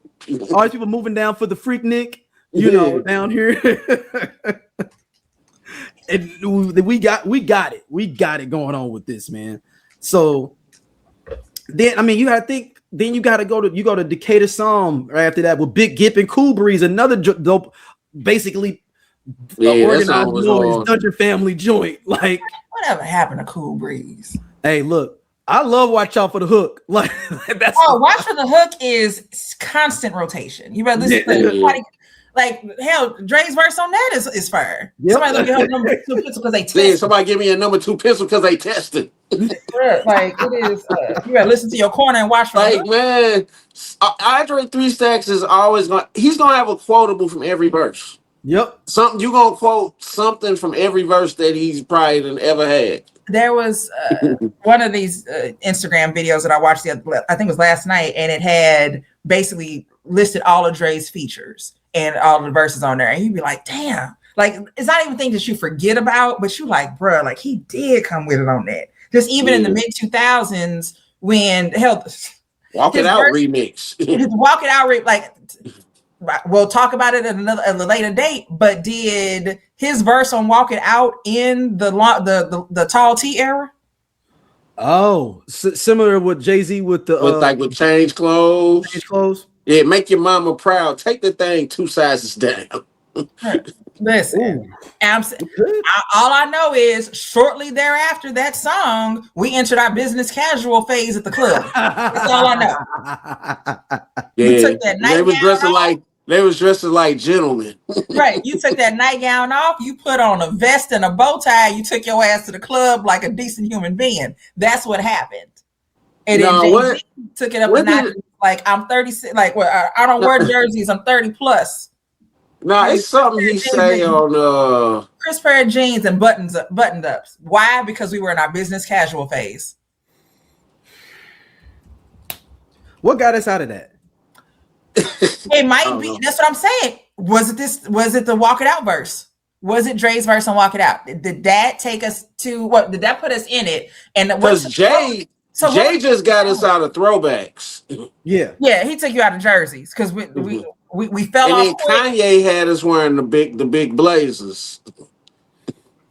Yep, he did. So Kanye came in and through our backpack era and definitely had us. We was dressing like Carlton, like, and but it was big. We was dressing like big baggy Carltons. It was. And so at the beginning of Kanye, it is that is it you gonna wear a big jersey?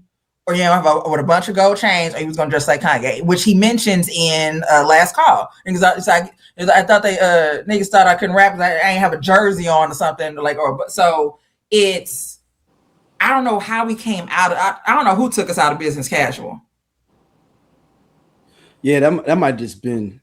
I wonder. I don't know how we came out of business casual in the club. I don't know because we legit was prepared. We left work and went straight to happy hour. You know what it was? You know what it was? It was right after that crunk era when the South, when everybody was wearing all them colorful ass big shirts and red monkey jeans. When urban clothes got expensive. Oh, like True Religions and stuff like that. Yeah. When the Von Dutchess started hitting the crowd, and that's when shit hit the fan. Billionaire Boys Club, a T-shirt was gonna cost you $100. Oh, so you know what? You know what changed when Negroes start trying to dress like rock stars a little bit. The rock star phase. Came in after the business casual phase. Right around, I'm gonna say 2006. Right around 2006, 2007. like a party like a rock star and all that. I literally was looking up to see when the hell, and that's 2007. Party like a rock star is 2007. Yep. And you know what? I blame Lil Wayne. Oh, he ushered that in. You are correct. Oh shit, that's who did it. And Jim Jones. Jim Jones too. Lil Wayne, definitely both of them, but definitely Lil Wayne took us out of our business casual. But then on the girl side, it was Rihanna. Because wasn't she trying to do some rock star stuff with the shaved head? She went through like a little rock star phase for a minute. I mean, Diddy was trying to make Cassie to be it. Yeah. He's trying to forcibly make her. Yeah. Remember when girls was wearing tutus and shit? No. So here's where my mind went. So when I did this, so you got me thinking about hair. So when you mentioned Cassie, right? I'm thinking about Cassie having that side shaved off. I'm thinking about Rihanna and the little swing bob. And then I started thinking about Khalees and the fucking we called it the bossy. And we called it the bossy or the bossy bang. So my friend Brandon, who's a hairstylist, every one of his clients saw that Khalees video and was like, I want that bang. We called it the bossy bang. And so it became a thing. Like the Khalees really flipped it with that. He's like, I'm tired of doing this bossy bang. Oh wow! So the hairstyle itself wasn't new, but people weren't rocking it. So again, with short hair has phases, and there's someone who leads the charge every time that it's short hair is a thing. So Khalees coming out with that short hair, and she had just had the big natural afro before that was all dyed all the different colors. She came out completely different. Right, so she's no longer milkshake, now she's bossy. And so that comes out, it's a dope track. And the hair, it's again, so we getting a little older, we business casual in the club anyway, but we no longer got jobs no more. Now we possibly got a career. We got careers. You ain't hourly no more. You got a little salary on you. You're gonna get paid that $40 no more, regardless. So Hey, Stacey, we can open a tab. We fuck around and open up a tab. Instead of paying for every drink individually. Fuck around can open up a tab. That's what I'm saying, right? Like now, we ain't parking and walking. We valeting. We got that valet money now. We got that money for valet. So like you got to change up the style, the way that she was dressing. So like for women, the Khalees, that era right there, way that she looked was that. And again, we were still dancing in the club. Mm-hmm. We hadn't stopped dancing yet. Yeah, the sections wasn't. I mean, you had VIP, but that's for like people who had birthday parties and shit like that. But it wasn't sections yet. Yeah, you wasn't. So the current club culture was not in existence yet. Yeah.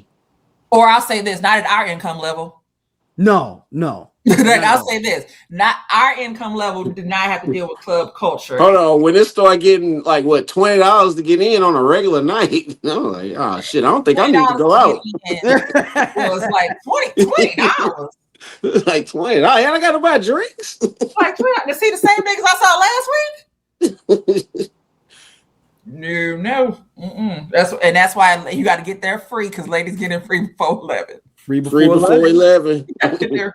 I was definitely at the club before 11 o'clock, so I got in free, and I usually was back home by 1. Because by 12:45, I'm like, hey, you getting ready? What time? I remember being at was that not the Loft? Maybe it was the Loft. So maybe I think I was at the Loft, or no? What else was there that took their place? It wasn't the Loft. It was another venue. EXO. Yeah, it's It's 7. Right there at Compton and 7. Thank you. I'm like, what the fuck is the club? I'm like 609 was in U City. So you at 7, and I remember being there and being like, hey, so what time they close? Oh, cool. Let me go ahead and have ballet bring my shit back around right now then, because take my ass home. I'd be back home and looking on Twitter, and everybody like, I'm in my bed, and everybody like, all right, we finna leave, head to what? Okay, well, y'all go ahead and have fun. Right, I'm already in the bed. I'm already in the bed. Go ahead. You look good over at Uncle Bill's. I'll be right here. I'm already in this bed. Well, it was fun to kick with y'all tonight. Damn, Uncle Bill's. I ain't been there. Bill's, man. Didn't they close? They closed Uncle Bill's, didn't they? I feel like they opened. They're trying to open it back up though. Yeah, I want to say I saw an article about it in the last couple of months that they were like trying to open it back up, or it was coming back, or something. But yeah, that's where people you left the club, you went to go get some breakfast food. So as we finish up the album Millennium from Outkast, which I love the beginning of the song where he says, "Men, everything around me is unstable like Chernobyl, ready to go at any moment, jumping like a pogo stick. Life never lived up to my expectations, so I accept the patience. Expect the worst, but now I'm pacing." Bars. Man, I mean, Big Boy was consistent on here, but Dre's got the quotables though, man, on this one. Yeah. And Big Boy is shining and he's getting his flow on it. And I think Big Boy is evolving too a lot. I think it was Slick. I said earlier, he's sleeping on him. And I think he shines more maybe on Aquemini more. I think Big Boy out raps Dre on Aquemini. Yes. To me, he does. Yes. But this is a standout. This is Dre like, yo, I'm on another planet for real. And he's not even, is he Andre 3000 yet or just Dre still? No, he's still Dre. He don't turn into Andre 3000, so I think Stankonia. Okay. Because he was just Andre. I think Stankonia. That's when he turned into Andre 3000. And then we finish up the album. We got E.T. Extraterrestrial, straight from ATL with Witch Doctor. Just another dope song. I love that hook. Are you out of this world? Man. Wait a minute. You are right. Andre 3000 emerged as a distinct persona around the year 2000, notably on Outkast album Stankonia, as a way to differentiate himself from Dr. Dre. He's Dre at this time. Yeah, he's like, he's just Dre. To differentiate himself from Dr. Dre and mark a new artistic phase, especially after his breakup with Erykah Badu. The name change, the persona solidified with hits like Miss Jackson, where the 3000 suggests futuristic style and individuality. Man. So that's that. So 2000, Andre 3000. So shoot, he's been Andre 3000 longer than he was Dre. Yeah, he's been Andre 3000 what 26 years. Yeah, that's okay.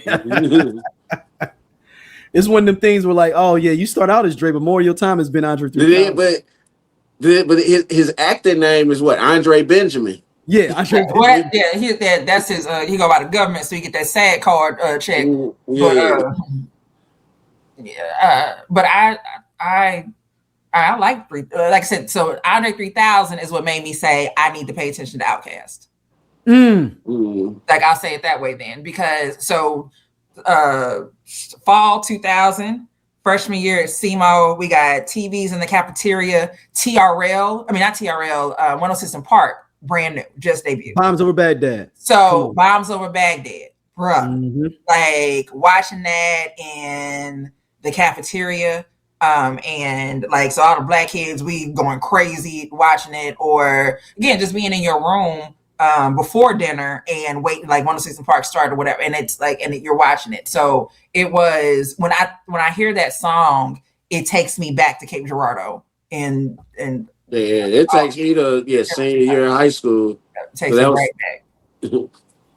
Immediately, I'm there. Then with finally on the album with the song with Big Ruby was talking about it's I'm lost my place. Because I think T-Boz is on the hook on that song. Yeah, 13th Floor and Glowing Old is and that's the one where Big Rube starts out with the poem and then it flips into it's this Deborah Killings is the one actually singing on there. It's not even T-Boz. Oh, okay. It sounds like T-Boz. I thought it was. Yeah, it does. I thought that too. I'm looking here now at the liner notes. So Deborah Killings. Oh wow, she's okay. So she was on LaFace for a long time. She did the background vocals on Monica's Miss Thing and The Boy Is Mine, as well as on Atliens and Aquemini. She did all the background vocals. She was a singing voice of Paula Patton's character Angel in Idlewild. Okay. So she was also when BT had a Black Girls Rock All-Star band for the Black Girls Rock event, she was the guitarist in there. Or played bass in the band. Oh, and she was on the she was a member of the Jim's Penthouse Players, the house band on the Monique Show. Oh yeah, so she like definitely. Yeah, and she played in the house band for the Showtime at the Apollo. Damn, okay. So she's an accomplished musician. Deborah Killing. So look, I've learned something new doing the research for this. So shout out to them. But like overall, this album is just awesome, man. And it was we didn't know what we was gonna get with Aquemini and then on Stank On You. This is just a primer to like some amazing Bombs Over Baghdad. It may be top 3 rap song of all time. Seriously. Like think about like how that thing is and it's just like did you see that going on at one time? It's like information overload with the beat. You trying to keep up with, and then they both rapping differently, and it's like Did you watch the Magic City doc? You see how they broke the song at Magic City? Yeah, yeah. No, have you seen the Magic City doc? No. It's on Stars. It's on Stars. It's like 5 episodes. Do you see the look on my face and me being like, "Oh, it's a full 5 episode series." Yeah, it's on Stars. Oh, it's good, man. Look, it's good. It's good. You know what? I guess you know what? I don't have Stars. They talk about Tip Drill in there, Stacey. I don't have Stars, so maybe that's. Or wait a minute. No, I don't have Stars. I remember investigating that like a month or two ago because I thought I did, and then I don't. I do not have Stars. I had it at some point in my life. I don't have it now. So maybe that's why. Like I'm embarrassed right now. I don't want to talk about it that I haven't seen it.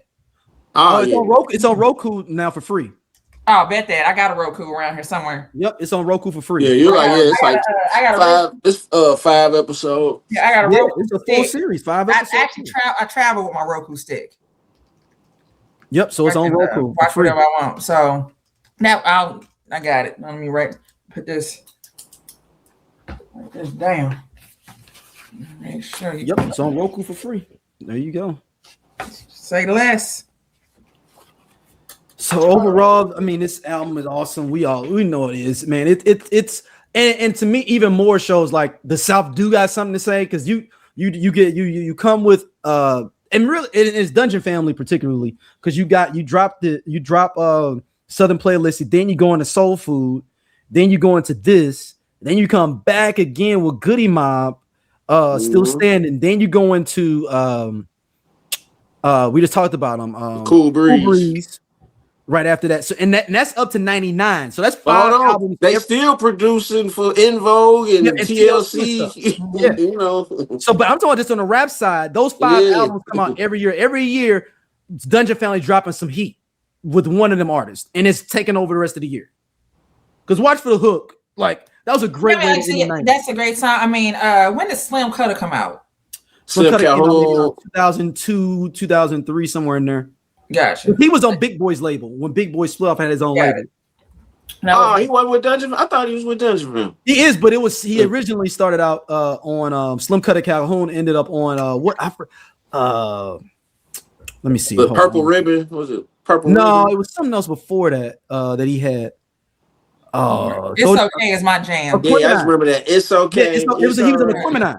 All these on that girls wanna fuck. Yeah, it's on Aquemini. Aquemini, they had a label, Aquemini label. They sure did. Yeah. It's so. I remember the Outkast clothing line. Outkast clothing line. All right, girl. They were selling it at the Lark. Oh yes. Yeah, I never shopped at the Lark. So the Lark, what was the other one? Merry-Go-Round. I never shopped in those stores. Like ever now, but the flip side is that I was at JW and but you was at Oak Tree and Jay Riggins. I was because I got to give me a New River shirt and some Dickies. Please understand. Oh, they had to sell the three shirts for 20, 3 for 20, and them shirts didn't make it past the weekend. Oh yeah, well after that first wash, it's a wrap. Yeah, right. Like I said, when I sent y'all that picture of me in that Jay Riggins shirt, I'm like, I know a Jay Riggins shirt when I see one. I know. Yeah, I had that same shirt on with some grand heels. Like, hold on. Yeah, after that first wash, it's a wrap. Or some Eastland with them. Right. Some Eddie Bauer boat shoes. Yes. Oh, I forgot about the Eddie Bauer boat joints. $25. Yep. Oh, Cass used to be rocking them Eddie Bauer boat shoes hard. Because it was Eddie Bauer down at Union Station. Yep. Man, Eddie Bauer had the best book bags too. I didn't have a JanSport. I had Eddie Bauer book bags. I had an Eddie Bauer too. I had an Eddie Bauer backpack up into college. Like it was a durable backpack. Yeah, I can't even tell you when I finally got rid of Eddie Bauer. Like I know I had one when I was a SEMO. I know that I did because if anything went wrong with the bag, you could take it back to Eddie Bauer and get a replacement. Yeah, because I got them replace the buckle on it, everything. Yeah, JanSport wasn't doing that. What was the other one? East somebody.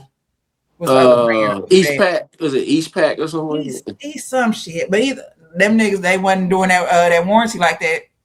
What's the new one? Herschel. That's the new one. That's everybody. Yeah, that's when everybody likes that one. There's a different brand that I like that I learned about through working at Facebook. There was a one of the big community things. It's East Day Pack. It's East Day Pack. There you go. I'm saying like it's somebody. Like it was this. I always forget. It starts with I always forget the name of the company, but I like their bags. But the Herschel ones are the ones that everybody's getting nowadays.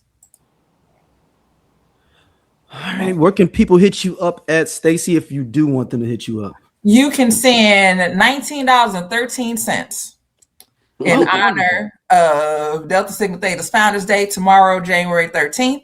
You can send that to my Cash App, and that is the $ Stacey Adams, Stacey with the E, Adams with the Z, or you can just send me some money in general. Again, I'm currently unemployed and waiting on approval for several things, the government resources, jobs, whatever. So feel free to go ahead and bless that, if nothing, so I can at least get me an appetizer tomorrow at the Founders Day celebration. Like get me, so I can get some wings or something.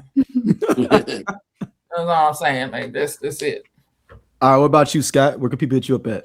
Hit me up everywhere, cool ass Scott, and at the group at 2 a.m. If you need somebody to just post something. And make sure y'all go to the group. I only listen to 90s music on Facebook. I mean, it's people in there talking all. I mean, it's cracking. I mean, we got it cracking in there. I'm proud of all the numbers in there. I said I am back in the group. I am participating and being nice to people and everything. So yeah, I mean, it's pretty clean street. The streets have been pretty clean in general. You know, nobody's. You know, it's self-regulated now. You know, so. All right, we will be back soon. Thank y'all for listening as always, and we'll be back. Peace. Cool.